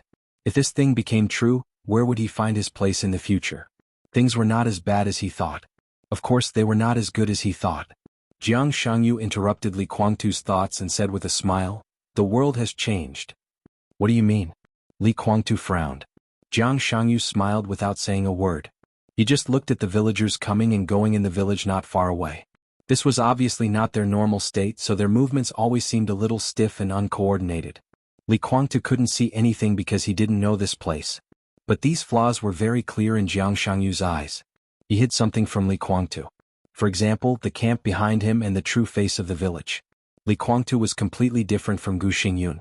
Gu Xingyun, who seemed to be awe-inspiring, had almost lost all his spirit. For the survival of himself and his tribe, Gu Xingyun could give up anything. The vast division of camps might have been different in his thinking, which was limited by the region. Therefore Jiang Shangyu could make Gu Xingyun one of his people. However, Li Kuangtu was still proud. Even if his current strength had been surpassed by Li Tianlan, the pride in his heart did not disappear much. The Li family's stubbornness doomed him to be the second Gu Xingyun. In order to survive, Gu Xingyun could not give up anything. People like Li Kuangtu were willing to sacrifice anything in order to survive. Gu Xingyun could give up his dignity, status, and reputation. But when it was necessary, Li Kuangtu was willing to sacrifice his life at all costs. There were too many things worth discussing about Li Kuangtu's character, but every invincible realm expert who came out of the Li family did not lack the strength of character that would rather break than bend. Perhaps when things really reached the point of no return, Li Kuangtu would refuse everyone's alliance, even disband the Purgatory of Heaven capital, and challenge Li Tianlan alone. This seemed to be an unreasonable act of courting death. But Li Kuangtu was such a person. Such a person lived not to keep anything but to pursue something. The chaotic behavior of the dark shadow world was regarded by many people as evil and degeneration. In fact, it was just the purest chaos, but it was indeed the darkness more evil than degeneration. Li Kuangtu might not accept the gift from the dark shadow world. More importantly, as Dongqing Rushi's biological father, the dark shadow world did not dare to pollute before it was fully sure. Pollute him. However, Jiang Shangyu finally told some truth to Li Kuangtu. The world was indeed changing. The initial change began when Li Tianlan triggered the sword energy left by the god of war to deal with the sneak attack of him and Li Kuangtu. The miracle city in the real environment had some interaction with the starry sky. At that moment, both the Order Camp and the Dark Shadow Camp could roughly detect the vague location of the miracle city and Li Tianlan's aura. When the two environments, illusion and reality, merged to a certain extent, the world was also changing unconsciously. The most obvious change was that it was easier to break through in strength than before. More than 400 people in the village could reach the strength of the invincible realm. And as time went on, there would be more and more invincible realm experts in the dark world. Invincible realm experts were like grass. What was coming was a chaotic world, a prosperous world, and also the end of the world. Jiang Shangyu quietly observed the villagers in the village. How to use this force to completely kill Li Tianlan before his official return was the primary problem he needed to consider now. With Li Tianlan's current strength, it was obviously impossible to kill Li Tianlan with the village in front of him. He had to turn these villagers into elite soldiers in line with the standards of the dark shadow world as soon as possible. They were elite soldiers, not elites. The most basic condition for the so-called elite soldiers was to be able to survive in the void environment and have a certain degree of destructive power on the battlefield, where the victory in the starry sky was the prerequisite. That was the real invincible realm. They could survive temporarily by using their own domain and sword energy to form a domain that could isolate the void. This was the goal that Jiang Shangyu had to achieve now. The strength of these people is still too weak. Jiang Shangyu suddenly said. They're like pieces of blank paper. Although they're very strong, they don't have the slightest bit of awareness and experience. Their tacit understanding is also close to zero. In their current state, an army of 5,000 people can easily wipe out an entire village. They don't even need to be elites at the ace level. Just a first-line army with sufficient equipment can easily wipe out an entire village. Li Kuangtu commented bluntly. Fortunately, this is temporary. Jiang Shangyu said with a smile. In the near future, I will find a way to instill something into them, such as combat experience, combat tacit understanding, and so on. At least it can lay some foundation for them. And still? Li Kuangtu raised his eyebrows in surprise. After living for so long, it was the first time that he had heard that this thing could be instilled. It probably needs a processor to download something, and then the data transmission. My metaphor is a little inappropriate, but that's the general idea. Jiang Shangyu explained very seriously. Processor. Li Kuangtu muttered to himself. Isn't that a ready-made processor? His download should be almost done. Jiang Shangyu casually pointed in a certain direction. Li Kuangtu's pupils contracted slightly. Of course he knew who was there. But before he could say anything, the village in front of him suddenly changed. Sunlight, streets, houses, people, space. Everything seemed to distort in an instant without warning. Boom. In the huge roar, in the corner of the village, in the direction that Jiang Shangyu pointed, a clear wave of air that was visible to the naked eye suddenly exploded. The wave of air twisted and changed, and it looked as if the space of the whole village was constantly boiling. An aura that had been suppressed for a long time was rising unscrupulously in the wave of air, as if it would never have a limit. That was the aura close to the peak of the invincible realm. As soon as Li Guangtu came to this conclusion, the rising aura, it had directly crossed the threshold of the peak of the invincible realm. It was easy, natural, and without any reluctance. The peak of the invincible realm seemed to be just a starting point. The strong aura kept rising, rising again and again, madly rushing in the domain of the peak of the invincible realm. 1 minute or 1 hour. In his perception, the aura steadily stayed at the level of only half a step or even a small half step away from breaking through to the peak of the invincible realm. The domain, which was so strong that it seemed to be a substance, distorted everything that could be seen with the naked eye. It was constantly shrinking and expanding. The corner of Li Guangtu's mouth twitched slightly. That was the aura of Gu Xingyun. If he hadn't seen it with his own eyes, he wouldn't have believed that Gu Xingyun could make such a major breakthrough in just a few days. From close to the peak of the invincible realm, he climbed all the way to the peak of the invincible realm. Half a year, 1 year, 2 years, maybe tomorrow, Gu Xingyun might break through again and stand at the same height as him. Gu Xingyun? Was this the processor that Jiang Shangyu mentioned? That was the fact. Gu Xingyun, who had successfully broken through, did not have time to be ecstatic. He didn't even have time to feel the changes in his body. At the moment of the breakthrough, he opened his eyes. In the deepest level of meditation, his surroundings had already become a void of nothingness. But the moment he opened his eyes, pieces of blood-red shimmer lit up in the void. In front of him, thousands of eyes appeared without any warning. Those pairs of eyes squeezed together and stared straight at Gu Xingyun. Every pair of eyes seemed to be speaking, conveying some kind of information to him. His brain was passively accepting everything and operating at a crazy speed. Hence, his aura continued to rise, and all kinds of battle scenes kept appearing in his mind. Countless eyes continued to instill some information into him. His brain seemed to have become a hard disk, and the storage space had reached its limit. Hence, endless information was spilled out. In the end, everyone in the village stopped. More than 400 villagers seemed to have become a whole brain. Everyone began to accept all kinds of chaotic but extremely clear information. Jiang Shangyu and Li Guangtu were both watching this scene. The former's eyes were deep, but the latter's eyes were only blank. Gu Xingyun's strength is very good now, Jiang Shangyu suddenly said. Li Guangtu gritted his teeth and snorted, saying nothing. He could feel that Gu Xingyun's strength was still at the peak of the invincible realm, but the other party had a vague sense of danger that made him feel uncomfortable. In a sense, the current Gu Xingyun seemed to have become an example similar to Li Tianlan, whose strength exceeded his realm. The only difference was that Li Tianlan's strength exceeded his realm by too much. I want to try again, Jiang Shangyu said in a low voice. What? Li Guangtu frowned. Kill Li Tianlan. Jiang Shangyu looked at Li Guangtu with a smile. With the 3 of us and some villagers at most, do you think it's feasible? Before Li Guangtu could speak, Jiang Shangyu continued, I've already given out the bait to test him. What kind of bait? What do you want to test? Li Guangtu asked with a frown. 2 very suspicious people have appeared around Li Tianlan recently. I want to test their origins. Do you think it's easy? Li Guangtu shook his head disapprovingly. It's not difficult. There are always some things that they can't hide, such as some words that are taboo to them. Jiang Shangyu sneered.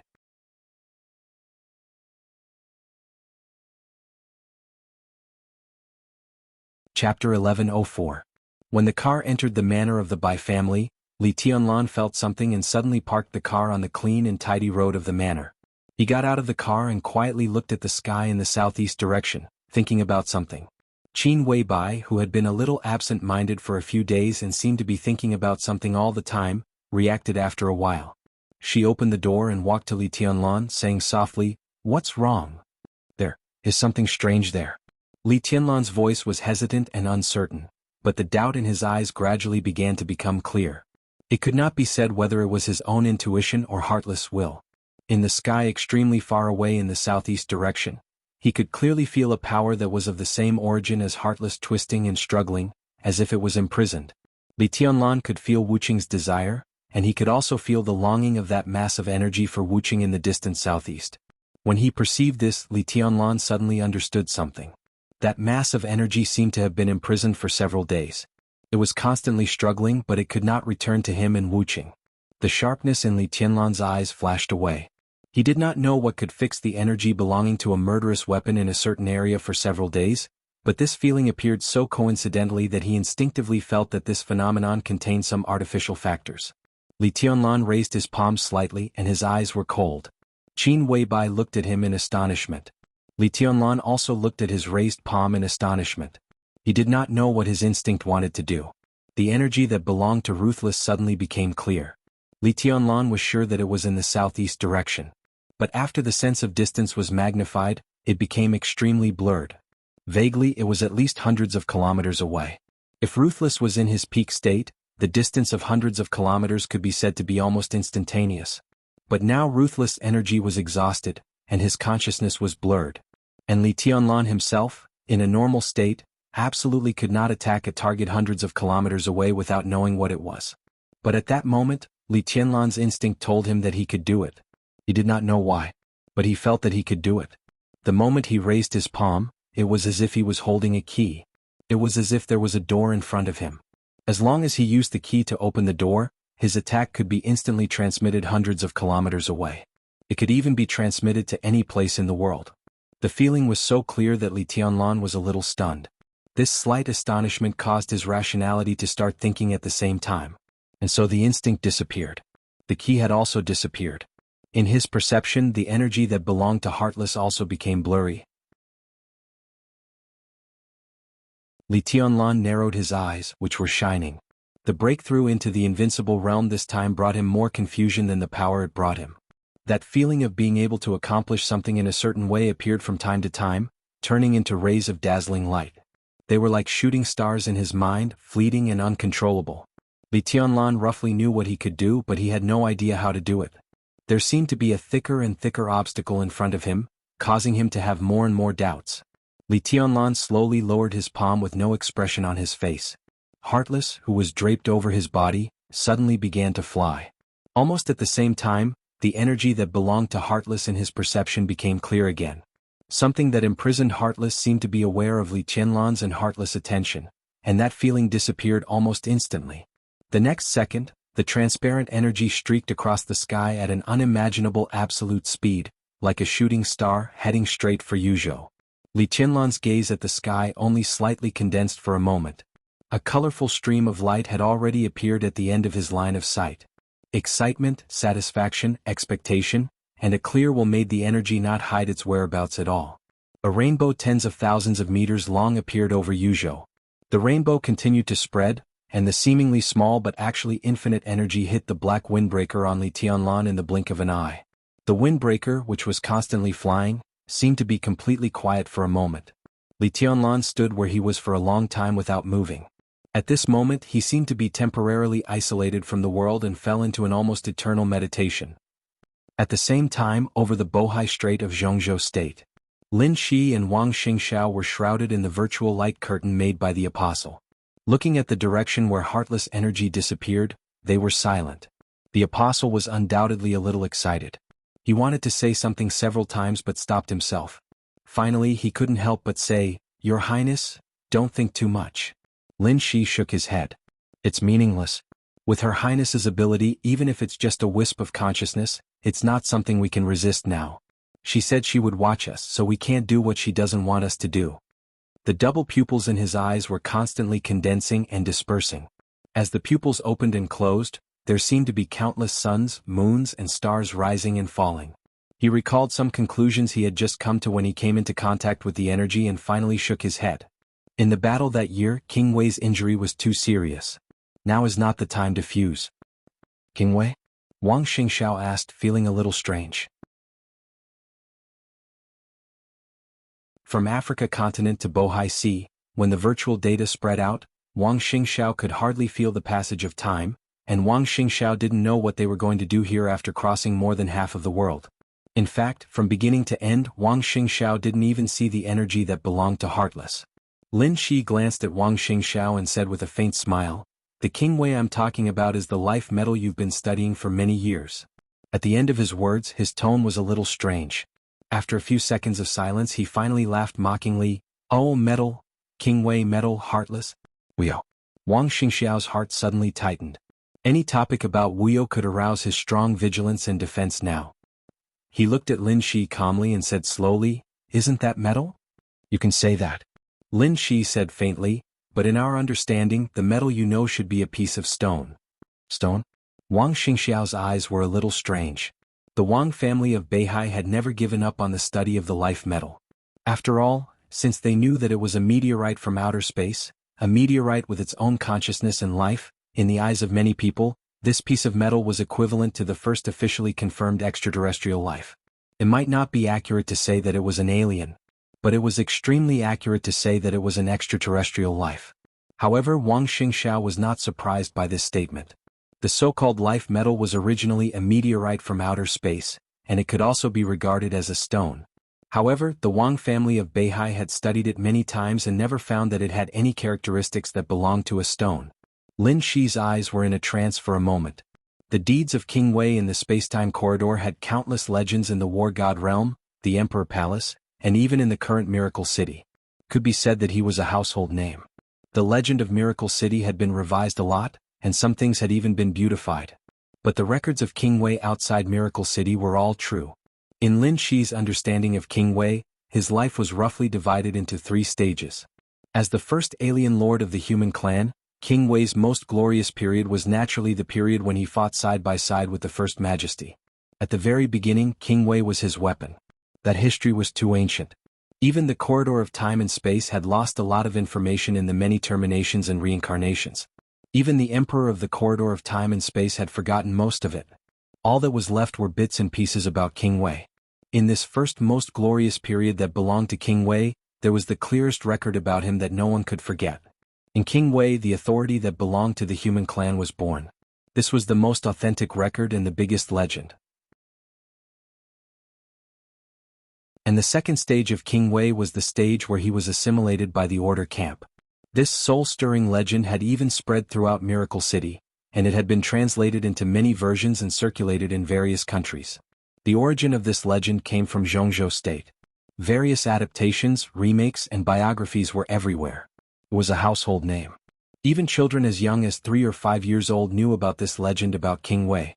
But no one knew that the protagonist of this legend was King Wei, who was assimilated by the Order camp in the second stage. People only remembered him by another name. The name that brought him the greatest humiliation. The name that he had after he was assimilated by the Order camp. It was also because the legend of King Wei had been spread on Earth to this day that everyone knew about it. That was why King Wei was in a weak stage where he was seriously injured but not dead. There were more than 1 billion people in Zhongzhou State. Maybe some people didn't know who the president was, but no one dared to say that they hadn't heard of King Wei's other name. This was also the most crucial reason for King Wei to form a real imprint. And in the middle of the second stage to the third stage. At that time, the majesty of the space-time corridor had not yet reached the peak.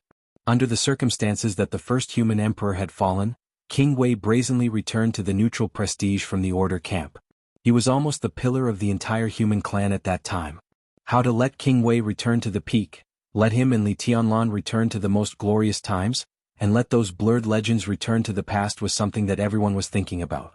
To some extent, it could even be said to be their responsibility. Lin Shi glanced at Wang Tianzong.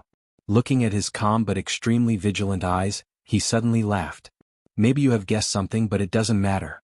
I just want to tell you that the integration of Wuyo of Beihai, Wuyo of the Lin clan, and Wuyo of His Majesty Li Tianlan is the general trend. You can't stop it. No one can stop it. But it will take a long time. I think you don't have to tell me what your attitude is. When His Highness the Sword Emperor recovers and returns, we will communicate with him about this alone.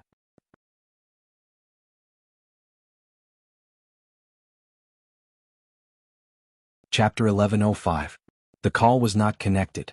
After a long wait, the other end of the phone indicated that the other party was not in the service area. It was absolutely rare to encounter the other party not in the service area in the capital of Zhongzhou State. Xinyuan Wushang was a little surprised and dialed Li Tianlan's cell phone again. It was still the other party not in the service area. The other side of the room was empty in his perception.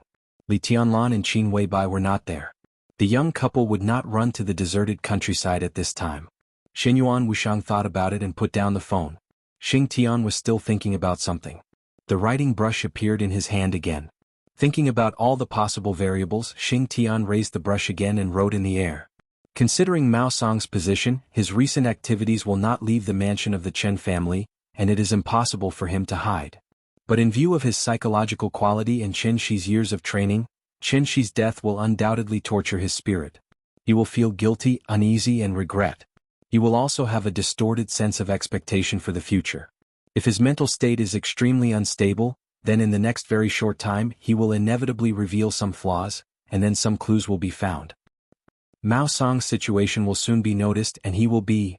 The tip of the brush paused.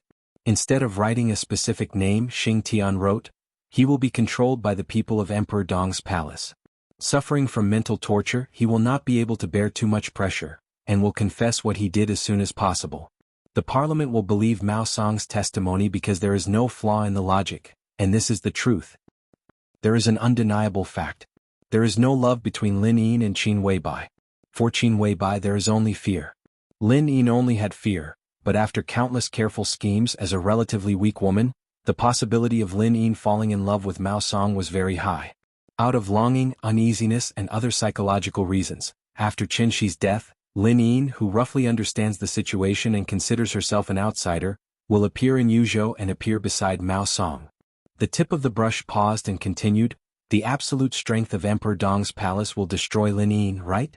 Her fear, desperate situation, and Mao Song's situation will make her return to the psychological state of a normal woman, plus some special reasons. Phoenix Pavilion, Gu Xingyun Qin Weibai, will appear in front of the parliament. The parliament will, Kacha. The incorporeal brush let out a crisp cracking sound, and faintly discernible cracks began to appear. Xing Tian's face changed slightly.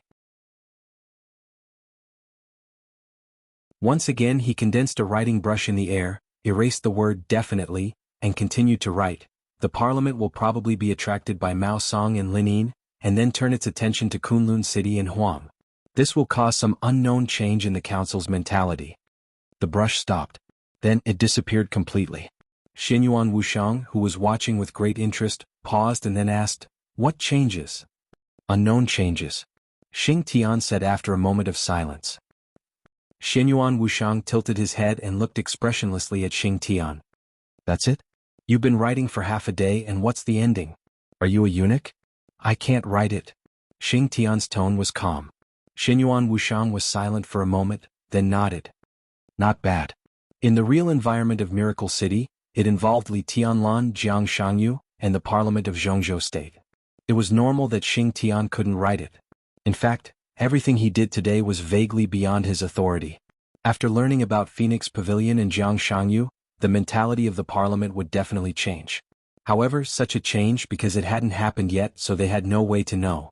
But thinking about it carefully, such a change should not be a bad thing after all. Now that the framework of the matter had been written by Xing Tian, it was only to see how things would develop in the end. No matter how it developed next, it would be much better than before. It's getting more and more lively. Xinyuan Wuxiang sighed softly. I've seen similar situations in the early days of the space-time corridor. Now no one has the mood to do so.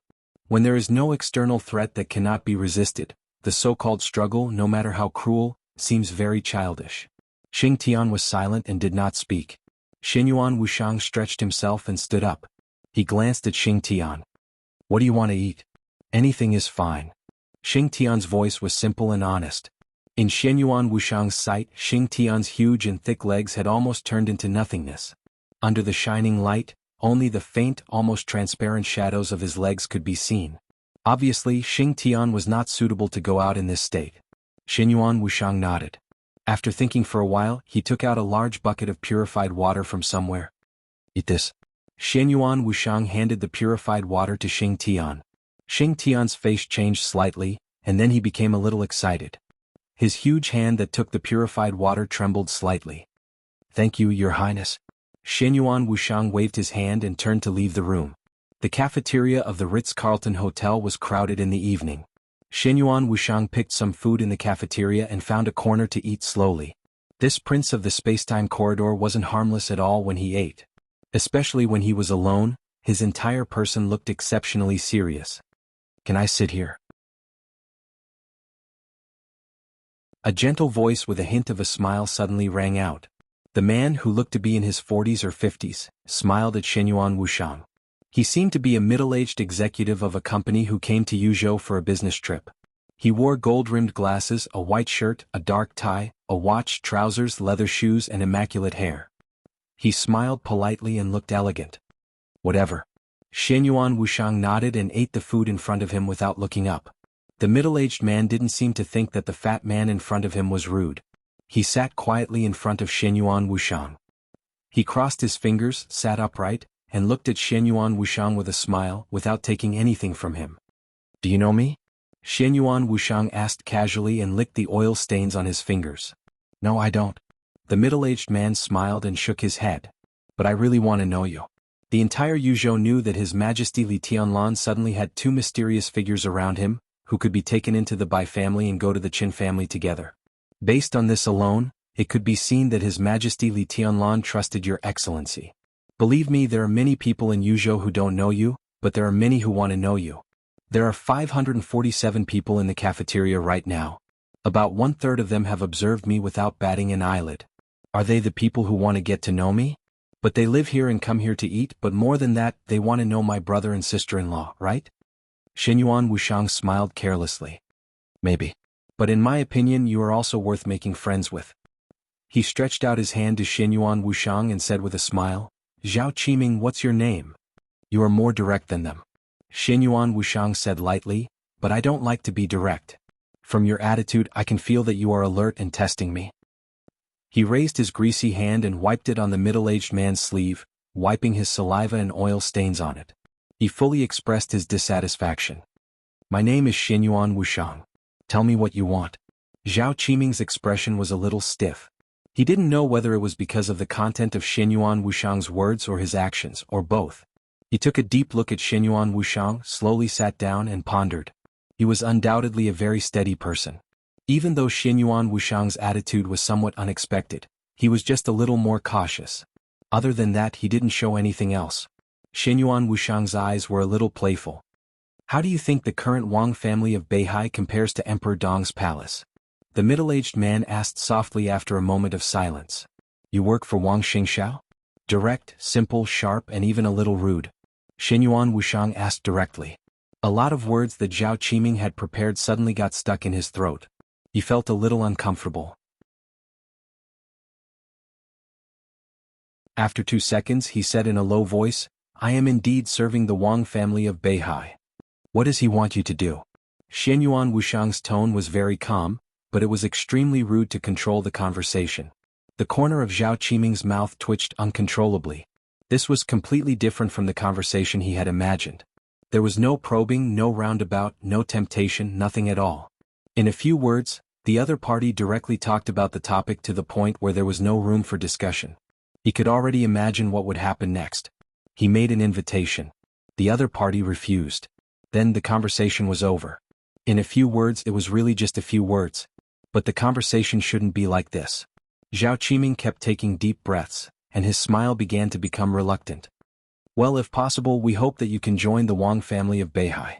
But I can promise that the Wang family of Beihai will give you double the treatment you enjoy in Emperor Dong's palace, and—" "You work for Wang Xingxiao?" Shenyuan Wuxiang asked again.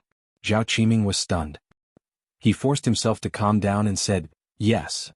"You're not." Shenyuan Wuxiang laughed and said, "Wang Xingxiao now has a more important partner. Even if he doesn't know my identity, his partner always knows. No matter how stupid he is, he won't let you invite me to join the Wang family of Beihai. Do you understand what I mean?" After a pause, he laughed again and said, "I just want a small clinic or an infirmary in Emperor Dong's palace. Double it for me? 2 clinics? That's really tempting." Zhao Qiming had no time to think about what Shenyuan Wuxiang had said before, or he didn't want to think about it. Hearing the second half of Shenyuan Wuxiang's words, he instinctively said, "If you have any other requirements, we can talk about it. The Wang family of Beihai has passed the crisis and will inevitably rule the dark world again in the future. If Emperor Dong's palace only gives you a small clinic, what's the point of staying in such a Emperor Dong's palace? The Wang family of Beihai is very sincere. Why do you stay with Dong Huang and help the wicked do evil? Help the wicked do evil. When Zhao Qiming said this word, he deliberately emphasized it, and there was a flash of nervousness in his eyes. He really didn't work for Wang Xingxiao. But the problem was that he didn't know who worked for him on Earth. He just received the commission to contact Xianyuan Wushang. And the condition of the commissioning party was very simple. They asked him to invite Xianyuan Wushang to join the Wang family of Beihai. The only strange thing was the word, help the wicked do evil. This was the word that the commissioning party explicitly asked him to say in front of Xianyuan Wushang. Zhao Qiming stared at Xianyuan Wushang's reaction. There was no sudden change of expression, no anger, no sneer. Xianyuan Wushang, who had been smiling faintly, suddenly stopped smiling. He slowly raised his head and looked at Zhao Qiming. His chubby, harmless face was devoid of any expression. This Xianyuan Wushang was strange and dignified. He looked at Zhao Qiming with indifference as if he was looking at a dead man. Zhao Qiming was almost instantly soaked in cold sweat.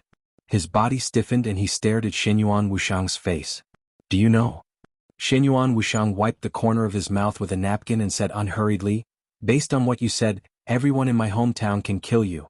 Not just you but your family, your relatives, your friends, your relatives' friends, your friends' friends. Everyone who has even the slightest relationship with you will receive a punishment worse than death. An indescribable chill spread from the soles of his feet to his brain in an instant. Zhao Qiming's breathing suddenly became rapid. You work for Jiang Shangyu. Xianyuan Wushang suddenly laughed. If you work for Wang Xingxiao, he wouldn't dare to let you bring these words to me. Lin Shi wouldn't allow it. Even he doesn't dare to say these words and neither do I.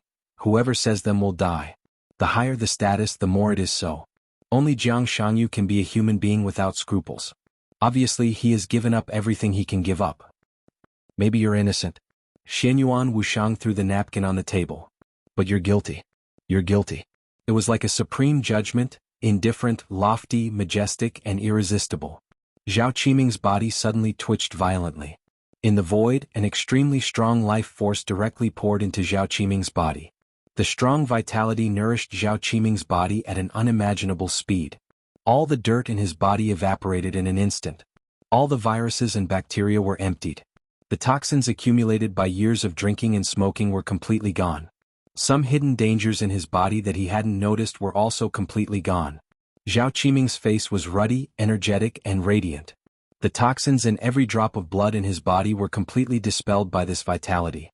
It was an abrupt yet extremely comfortable feeling. That vitality was still spreading in his body, healing all the hidden dangers in his body. It continued to spread, burst, and spread. The vitality stimulated every cell in his body. All the cells and blood began to grow after receiving a huge amount of nutrients. His 5 viscera and 6 bowels were frantically absorbing this wisp of vitality. At this moment, in front of Xianyuan Wushang, Zhao Qiming's body was like an inflated balloon, gradually expanding at a speed visible to the naked eye. Zhao Qiming's eyes became extremely frightened. He wanted to speak, but the muscles in his mouth and throat were growing crazily, drowning his tongue, his teeth, and occupying every part of his mouth. Crack. The infinitely growing muscles completely crushed the bones in his body. The growing muscles blocked more and more blood in his body. He began to suffocate. His heart pressed against his chest. The muscles burst his nose and even grew out of his eyes and ears. The extremely disgusting and frightening scene also meant that he was suffering the most extreme pain. Xianyuan Wushang walked away from him expressionlessly. Zhao Qiming, whose body had expanded, staggered and fell to the ground. He couldn't make any sound, but his body was crazily twitching and trembling. Looking at him for the last time, the expressionless Xianyuan Wushang twitched the corner of his mouth and sneered, "Rebel."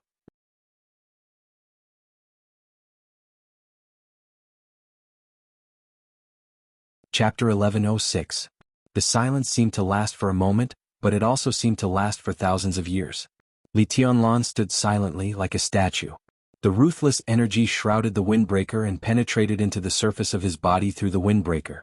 Everything seemed to freeze. Only time was hurriedly rushing by. It was like a vast torrent surging. He stood in the almost eternal waves of time. In an instant, he seemed to have been completely weathered by the power of time, and there was nothing around him. The prosperity of Yuzhou, the dazzling sunshine, the beautiful women, the monstrous power, the absolute force, the lofty world, the sun, the moon, and the stars, everything seemed to be completely broken in an instant. There was nothing in the world. No, the world itself no longer existed. Everything around him became the purest nothingness. Because it was nothingness, it could not be described at all. Because it did not exist, everything he felt became an illusion. Everything in the world lost its meaning. Only that faintly discernible energy was still fusing with him. That energy was like an extremely weak but ancient willpower. It seemed to be trying to tell him something, but the transmission was so vague and weak that Li Tianlan couldn't grasp it at all. One after another, extremely vague pictures flashed in the deepest part of his consciousness. In a trance, Li Tianlan seemed to see a lot of things, but at the same time he seemed to see nothing. He imprinted all the vague images in his mind. They seemed to be meaningless, but they were more meaningful than anything else. Nothingness was revolving around him. There was only nothingness in the illusion. Only his thoughts were the only reality. His thoughts paused for a second. Under the sun, Li Tianlan suddenly straightened up and took a long breath. The fusion of that energy and ruthlessness had been completed. The gorgeous black windbreaker returned to silence and was draped over Li Tianlan's body without any abnormality. Li Tianlan looked at everything around him. There were tall and straight pines and cypresses on both sides. The clean and tidy road extended all the way to the villas not far away. Flowers were in full bloom on both sides of the road. Yuzhou was sunny after the snow. The world was vast and prosperous as before. Li Tianlan's pupils contracted slightly. His face was pale and his breathing began to quicken. Almost in the blink of an eye, he was completely soaked in cold sweat. Li Tianlan squatted down in pain and reached out to cover his heart. An indescribable fear struck his soul the moment he saw the world around him. He did not know where this fear came from. But in an instant, the fear that spread to the highest point instantly broke down his iron-like willpower. His rapid breathing was followed by an incomparably strong sense of suffocation. His heart was beating wildly. The first heart and the second heart beat at the same time. The huge force shattered the ground under his feet, completely pressing Qin Weibai against the car next to him. He slowly knelt on the ground, covered his chest, and opened his mouth wide. His eyes were unfocused. In his consciousness, a huge sense of impending death surged as if he would die completely in the next second. Then, the fear was gone. Without warning, without the slightest delay, it suddenly disappeared. Li Tianlan knelt on one knee in a daze. He looked at the sky around him and was silent for a long time. Cold sweat dripped from his face and landed on the ground. He kept taking deep breaths and his complexion gradually returned to normal. A pair of small hands appeared beside him and hugged his arm tightly. Li Tianlan turned his head slightly. In his sight, Qin Weibai's face was as pale as snow, and her eyes, which used to be cold and bright, even looked a little empty. "It's okay." Li Tianlan forced a smile. "It's okay." "What the hell happened?" Qin Weibai's voice was extremely persistent. "Tell me." Li Tian was silent for a full half a minute before shaking his head. "I can't tell." He probably knew why. But he couldn't tell. At that moment he did feel unprecedented fear. This fear could be said to be brought to him by the ruthless energy. But it could also be said to be his own. He couldn't describe that feeling at all. In that moment of trance he saw a lot of blurred pictures. Those pictures were blurred and he didn't know what he saw. But Li Tianlan was sure that his fear had absolutely something to do with those pictures. The roar of the engine sounded from afar. In his perception, countless eyes were watching this direction, including the security personnel of the Bai family manor and cameras installed in every corner. Li Tianlan's abnormality had spread throughout the Bai family at the fastest speed. Dongqing Wudi, Bai Zhanfang, Bai Qingzhao, Bai Qingqian and others all rushed over. Li Tianlan stood up slowly. His movements were slow and even cautious, as if he was avoiding something. Qin Weibai could feel that Li Tianlan was not avoiding her. His movements looked more like he was avoiding the air around him. "Tianlan?" Qin Weibai wanted to say something but stopped on second thought. "I'm fine." Li Tianlan shook his head. "I just feel a little uncomfortable." The fear had disappeared. His mind had returned to reason. However, in his incomparably calm thoughts, he felt the oppression of the entire world. Everything seemed to be pressing down on him as if it wanted to crush him to death here. That sense of oppression was gradually fading. Li Tianlan's face also began to quickly return to normal. "Get in the car." Li Tianlan gently hugged Qin Weibai. Holding the exquisite and delicate body in his arms, his heart seemed to have completely calmed down. Li Tianlan lowered his head slightly, bit Qin Weibai's pink ear and chuckled. "Minister, they're all scared. I see Andy's face is pale." You have to help me explain later. Qin Weibai was stunned and took a deep look at Li Tianlan. Li Tianlan didn't realize his problem for a moment. The car was still coming from the depths of the Bai family's manor. It was at least hundreds of meters away from here. Qin Weibai could see the approaching car. The question was, how could Li Tianlan see the person in the car? Li Tianlan's auntie could only be Bai Qingqian. In this case, Bai Qingqian couldn't drive in person. Seeing Bai Qingqian's face directly, how was that possible? Qin Weibai hesitated and didn't ask. She obediently turned around and got in the car. The car drove along the road to the villas inside the manor. The cold wind was blowing the woods in the sun. As the car went away, Lin Shi's figure appeared in the place where Li Tianlan had knelt on the ground. He looked at a small piece of the road that had been shattered, looking serious and thoughtful. Li Tianlan doesn't look good, Wang Xingxiao said slowly. Really? Lin Shi stared at the cracked ground under his feet. What do you think? Obviously, he seems to be frightened by something. But we all know very well that there was nothing around him just now. From this point of view, Li Tianlan's mental state may have some problems. In layman's terms, maybe he has been possessed by the devil. Wang Xingxiao said lightly. I agree with your first sentence. Lin Shi nodded. Obviously, His Majesty Li Tianlan was indeed frightened by something. But I don't agree with your second inference.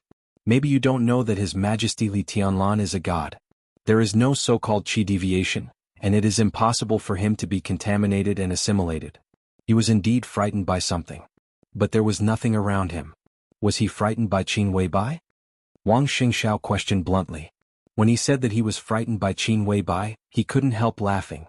If this was true, he really couldn't imagine how deformed Li Tianlan's aesthetic concept would be. Of course, it was not Her Highness Qin Weibai. Lin Shi said flatly, I don't agree with you that there was nothing around him. On the contrary, I think at that moment, there was something around him that we couldn't see. Deliberately mystifying. Wang Xingxiao sneered disdainfully. His tolerance for Lin Shi's various behaviors seemed to have reached the limit. There was obviously nothing. Maybe there was nothing. But what if the perspective was different? Lin Shi suddenly said. His arms suddenly glowed faintly. Messages from the apostles came one after another. A virtual screen formed in front of Lin Shi. The information that flowed on the screen wasn't some data, nor was it some information. Instead, it was faces. There were white people, black people, and yellow people. Old people, children, women, men of all ages, of all races, all faces. The only thing they had in common was that these faces were all extremely panicked and frightened.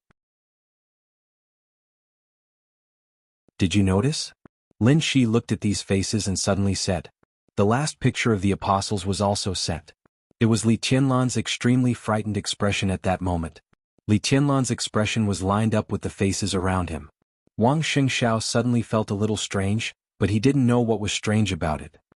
He observed carefully, and the more he looked, the more he felt that these people's expressions were highly similar. These people's expressions are similar? Wang Xingxiao frowned and replied. According to the analysis of the apostles, these expressions are as high as 96% similar. But at that moment, His Majesty Li Tianlan's expression was more distorted, which shows that he suffered more fear. What else did you notice? Lin Shi asked. What? Wang Xingxiao was a little confused. Environment. Lin Shi took a deep breath and said, Didn't you notice that these people, except for His Majesty Li Tianlan, are all in very narrow and enclosed spaces like elevators and secret rooms? His Majesty Li Tianlan is the only exception. Wang Xingxiao stopped breathing. In an instant he realized what was so strange about this photo wall. Indeed, everyone was in an environment similar to a secret room. But in this photo of Li Tianlan, he was surrounded by sunlight, woods, and a vast open environment. What on earth do you want to say? Wang Xingxiao looked at Lin Shi and asked seriously. These people are all patients and they have the same disease. Lin Shi said expressionlessly, and His Majesty Li Tianlan's expression analysis and the heartbeat frequency at that moment are highly similar to these people. We are very sure that His Majesty Li Tianlan also has the same disease as them. What disease? Wang Xingxiao didn't know why he felt a little uneasy. Claustrophobia. Lin Shi said indifferently. Claustrophobia, claustrophobia. Wang Xingxiao looked at the sky around him. He looked at the vast world and the jungle around him. Just now, Li Tianlan stood in this extremely open environment, and then he suddenly got claustrophobia? Wang Xingxiao looked at Lin Shi seriously and said, Are you kidding me?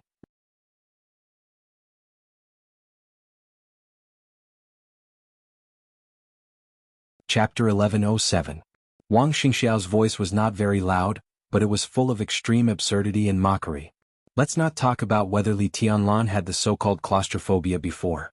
There was no telling what the probability of him suddenly suffering from claustrophobia was. Right in front of him, right in the Bai family's manor, there was nothing that could make him claustrophobic. This manor of Bai clan was close to a mountain and a river. It covered about 6,000 square meters. It was magnificent. Having such a manor being close to a scenic spot in Yuzhou province represented more than identity and social status. For many years, Bai Zhanfang had served as the speaker of Yuzhou. He and Wu Jingmin, the current deputy prime minister of the cabinet, could be said to be the two oldest members of parliament in Zhongzhou state. In terms of seniority, Bai Zhanfang had the most seniority among all the members of parliament. People from all walks of Yuzhou who were dissatisfied with the Bai family had privately mentioned the topic of the Bai family occupying a mountain to be the king, but Bai Zhanfang had always been unmoved. Now, with the appearance of Li Tianlan and Emperor Dong's palace, the strong rise of the giant group had been extremely obvious. However, it was said that the manor was going to expand. This was no longer important. Even if it didn't expand now, it was still a manor of nearly 2,000 acres, which was close to the size of two forbidden palaces. The buildings here were sparse and arranged in picturesque disorder. The view could be said to be extremely wide. Claustrophobia? The current situation was almost equivalent to Li Tianlan standing on a boundless prairie, but suddenly felt that the vast prairie was like a large suitcase, and he was out of breath in the suitcase. How absurd was that? But Lin Shi said it very seriously. Wang Xingxiao's face was cold. His dissatisfaction with Lin Shi was almost undisguised. The cooperation between the two sides hadn't officially begun yet, but the Wang family of Beihai had already paid the price of the divine martial corps of the non-continent. Although the change of ownership of hundreds of thousands of troops didn't seem to have much impact in a short time, the actual impact could not be ignored. What did Lin Shi do? He said he would deal with Li Tianlan. But Wang Xingxiao did not feel a trace of hostility from him to Li Tianlan. On the contrary, what made him absent-minded was that he felt that Lin Shi's respect for Li Tianlan had always been full. There was no definite action to deal with Li Tianlan. He also didn't take any action to treat his father. The other party used an extremely magical ability to take him around the world, study the energy of murderous weapons, and secretly observe Li Tianlan's every move. Now, he was even in a daze at the footprints he left, saying that he had claustrophobia. Wang Xingxiao felt that the other party was talking nonsense, and he was always talking about inexplicable topics. Hostility? Wang Xingxiao did not feel it at all. Lin Shi's respect for Li Tianlan was obvious. The man and the woman, the apostle and the saint, talked about Li Tianlan like fanatics talking about their god, with fanatical faces. Gritting his teeth, Wang Xingxiao watched Lin Shi ponder over Li Tianlan's footprints and the cracked floor. An idea suddenly came to his mind.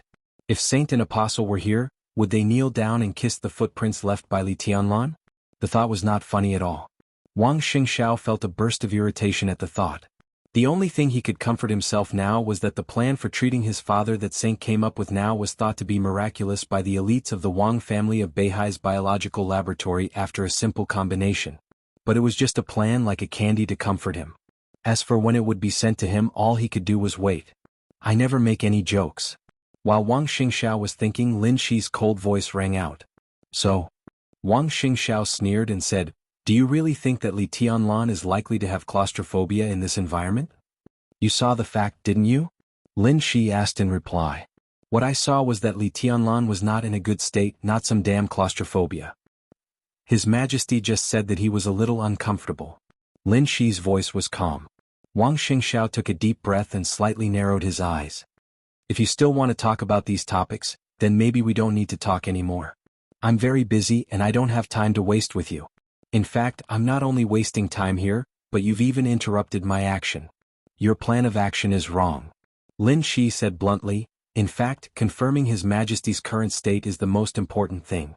You cannot believe the claustrophobia and I don't want to believe it either. But if it's true, it will be a disaster for you and any of His Majesty's enemies. Disaster? Wang Xingxiao's eyes were cold and gloomy. Disaster.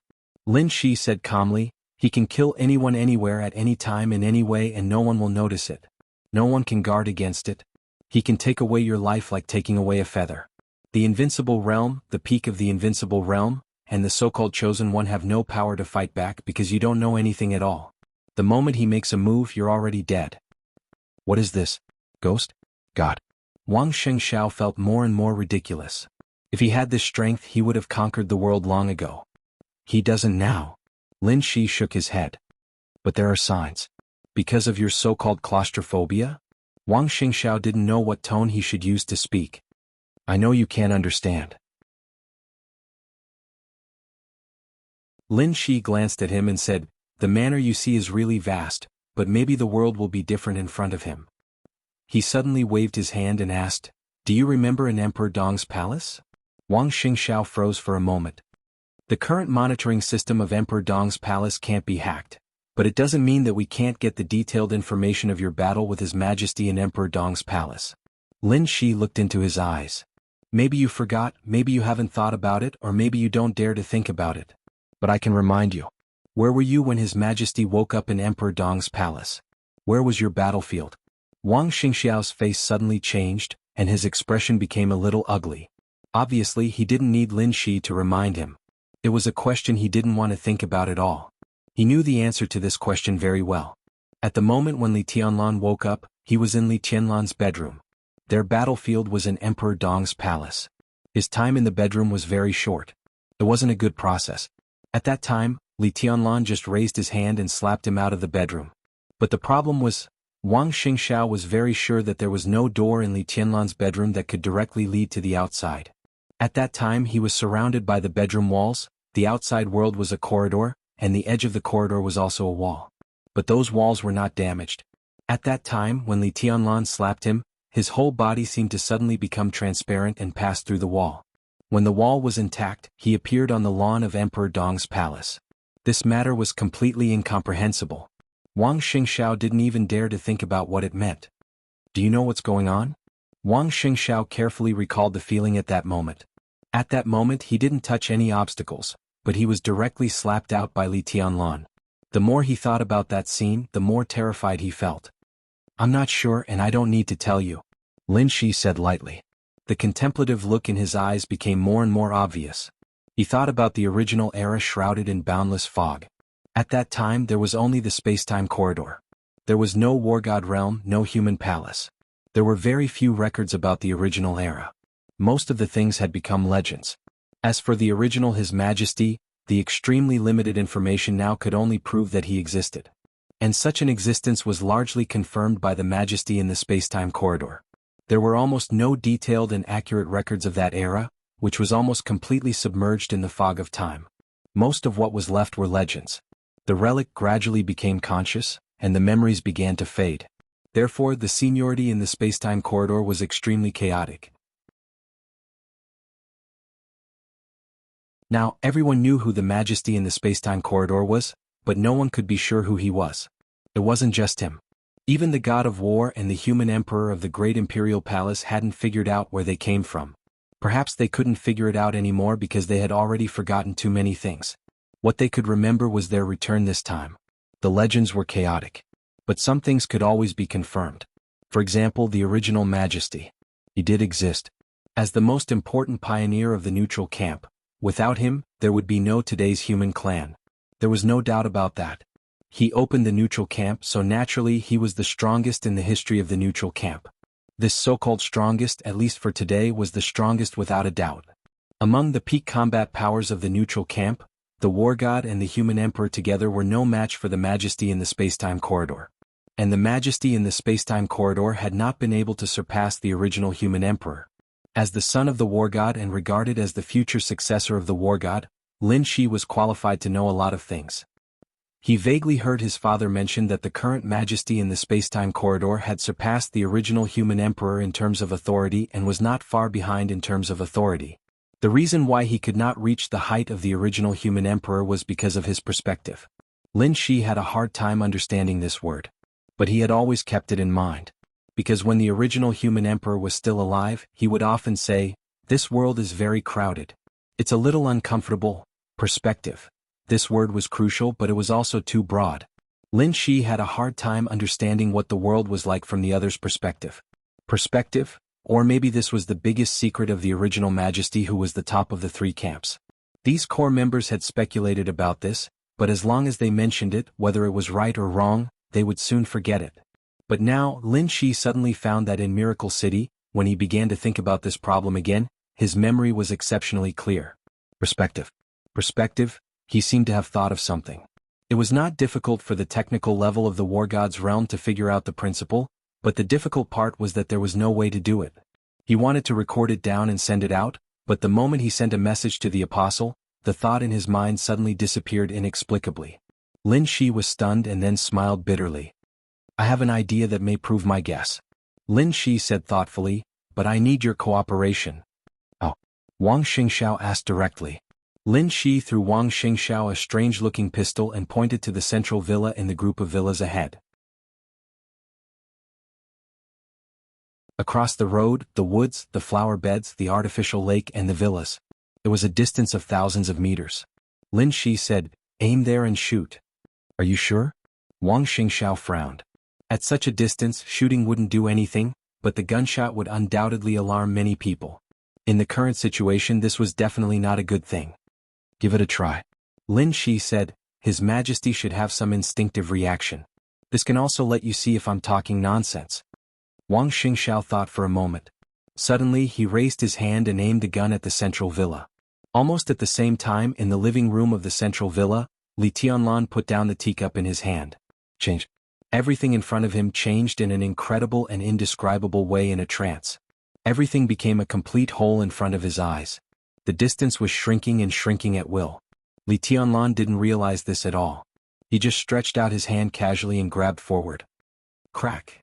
On the road of the manor, Wang Xingxiao watched a palm suddenly appear in front of him. It was silent, without warning, and there was no way to guard against it.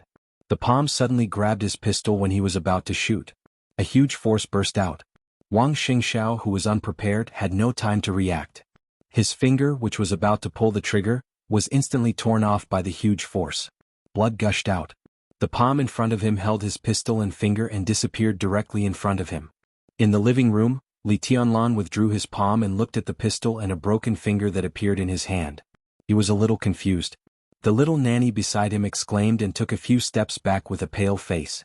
Everyone was stunned and looked at the things in Li Tianlan's hand in astonishment. That moment just now was like magic. Li Tianlan stretched out his hand and grabbed a pistol and a finger dripping with blood without any pause. The living room was quiet. On the road of the manor, Wang Xingxiao, whose face was livid because of the sharp pain, roared in disbelief, What's going on? Do you believe it now? Lin Shi narrowed his eyes tightly and looked extremely shocked. You should be glad that His Majesty just reacted instinctively. If he found the feeling, he could easily take away your brain and your heart. You wouldn't feel anything and your body wouldn't even have a little wound. He just stretched out his hand and then you stood here intact and then your brain suddenly disappeared completely. Are you telling me a fairy tale?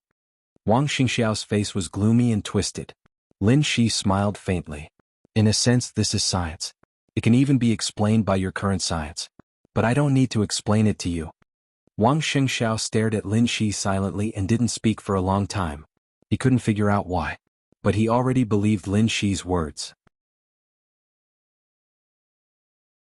That moment just now was too strange. If Li Tianlan had consciously wanted to kill him, his martial arts would have been almost useless. But now he was already dead. Bang. In the living room of the villa, Li Tianlan threw the pistol and finger on the tea table. He looked up at the villa in front of him. Everything was normal. The change just now inexplicably disappeared again. It was an indescribable feeling. The moment he stretched out his hand, the extreme fear once again impacted his will. In a short moment, cold sweat appeared on his forehead again. Tianlan, what's going on? Dongqing Wudi looked at the finger and the pistol on the tea table, and then looked at Li Tianlan. Li Tianlan shook his head in confusion. After a while he whispered, I also want to know.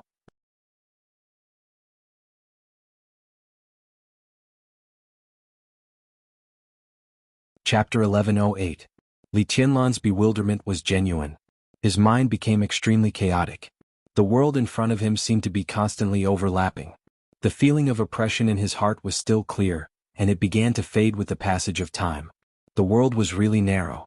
It was so narrow that it was almost suffocating. This so-called narrowness was not a relative sense of vastness, but a perception from the perspective. Li Tianlan couldn't use any words to describe what he felt at that moment. That absurd, shocking, ecstatic and frightening perspective seemed to appear for a moment and then suddenly disappear. If it weren't for the finger, the pistol, and the blood on the coffee table, Li Tianlan would even think that the moment just now was an illusion. Now that he thought about it carefully, he couldn't even clearly describe what he felt at that moment. In that less than half a second or less than a second, the world overlapped. To be exact, it could not be said to be overlapping. But Li Tianlan couldn't use other words to describe that scene at all. His eyes saw a lot of three-dimensional images. Every picture was the world in front of him, this villa, this manor. But it was more than what he saw. He couldn't describe it. He saw more than what his eyes could see. Just now, Qin Weibai was sitting next to him and Dongqing Wudi was in front of him. At the moment when the world overlapped, he saw Dongqing Wudi facing him. At the same time he also saw Dongqing Wudi's back and sides. Everything, a huge amount of information and endless details. The whole world seemed to be presented in the most complete form in front of Li Tianlan. He could see every position of every person in every different direction in the room, and he could even clearly see their internal organs, bones and blood vessels. This was not X-ray vision, it was a kind of... All the pictures were mixed together and appeared completely in front of Li Tianlan. The skin of the people around him was not damaged in any way, and Li Tianlan did not have the so-called X-ray vision function. In that perspective they still existed, but all the organs in their bodies existed with their bodies at the same time. Countless pictures were completely juxtaposed together. It was not just people. The sofa, the wall, the TV.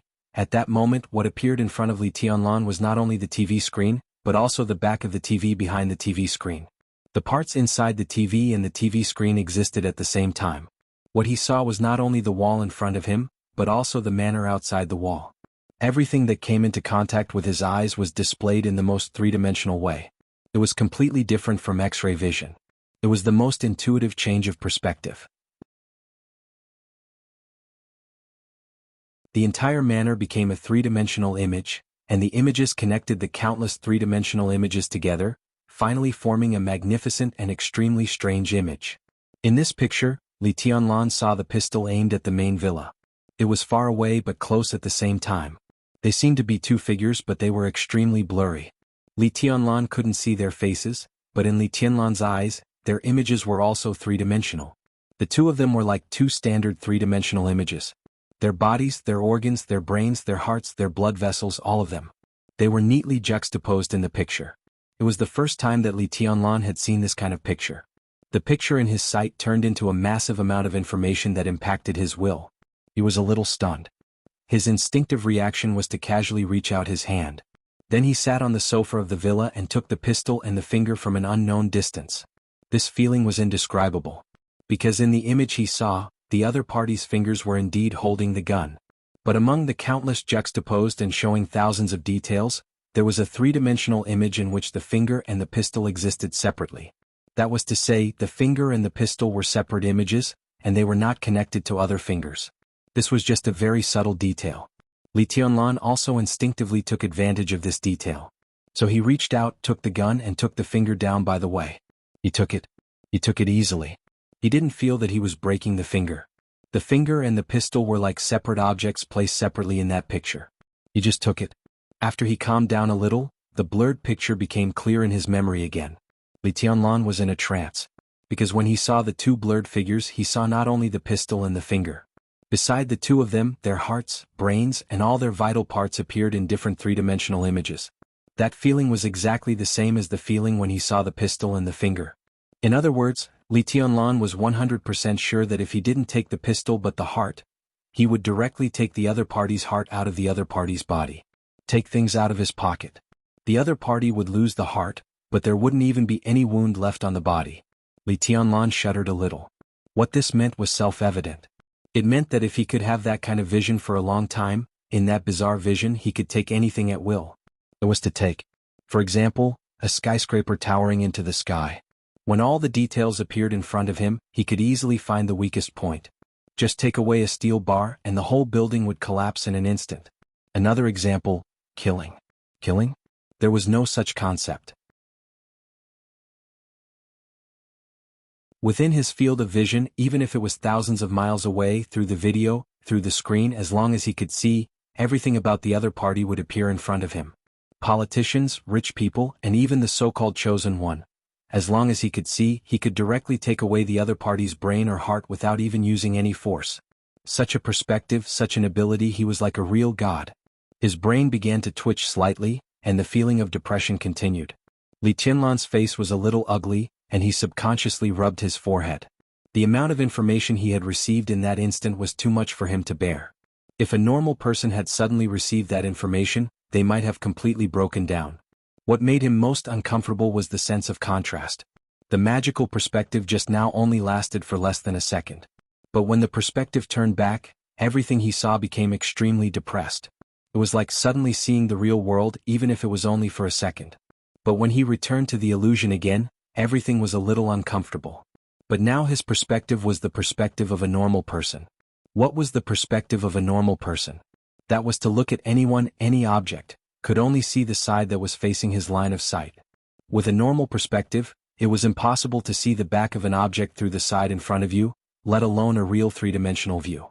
When Dongqing Wudi was facing him in front of him, he could only see the front of the other party, but he could not see the back of Dongqing Wudi in any case. But in that second, Dongqing Wudi in his sight was absolutely three-dimensional, absolutely comprehensive, with thousands of details displayed in front of Li Tianlan at the same time. Li Tianlan rubbed his forehead hard and even closed his eyes. A sword energy was suddenly released from his side. The sword energy turned into a ring and quickly rushed out of the villa, covering the entire manor in the blink of an eye.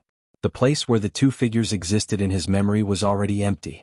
Li Tianlan subconsciously wanted to chase, but after moving his body, he suddenly realized what he had overlooked. Distance. He actually ignored the distance. With his speed, this distance might not be far, but it was not no distance at all. When he subconsciously wanted to chase after her, he didn't consider this point at all. This was also the sense of confusion caused by the change of perspective. He looked at the pistol and fingers on the coffee table and was silent for a long time. The feeling of being like a god just now did not disappear but became more and more clear. Li Tianlan could be sure again that it was not his illusion. In that perspective, the so-called distance existed, but it also didn't exist. In that perspective, Li Tianlan was sitting in Yuzhou. If someone was in Star State, in Europe, in Tianan, or even in the polar region, as long as someone appeared in the video, then no matter how far away they were, Li Tianlan only needed to reach out and take away the other party's brain or heart at will. If this was not enough to make him a god, what if Li Tianlan suddenly had power far beyond what he had now? When his vision was infinitely far away and the whole planet was in his field of vision, could he easily destroy a planet? This question could not be verified at all for the time being. But in such a perspective, there was no need for verification to kill. In this indescribable perspective, the distance was real. And at the same time as the distance was real, was the direction. In the countless pictures composed of countless three-dimensional images, the so-called direction was no longer just the front, back, left, and right. There were countless, thousands, tens of thousands, hundreds of thousands, millions, and even more directions. These directions did not exist in the perspective of a normal person. But in that perspective, it was extremely clear. At the same distance, a certain direction might make the distance between 2 points infinitely far, like the end of the world. But in another direction, the originally infinitely far distance would be instantly shortened, and it would be close at hand. So Li Tianlan suddenly began to think. When countless directions were completely juxtaposed in front of him, the so-called distance was the distance between 2 points. The countless distances between countless points could be very far or very close. Then, how big was the so-called world, the place where they were living now? You're tuning in to the Han Li's Wuxia Chronicles YouTube channel. We're so grateful for your support, and don't forget to subscribe to join us on this incredible journey through captivating stories. Your generosity through donations truly makes a world of difference, as it's the primary source of revenue that allows me to expand and enhance this channel for you. Thank you from the bottom of my heart for being a part of this adventure.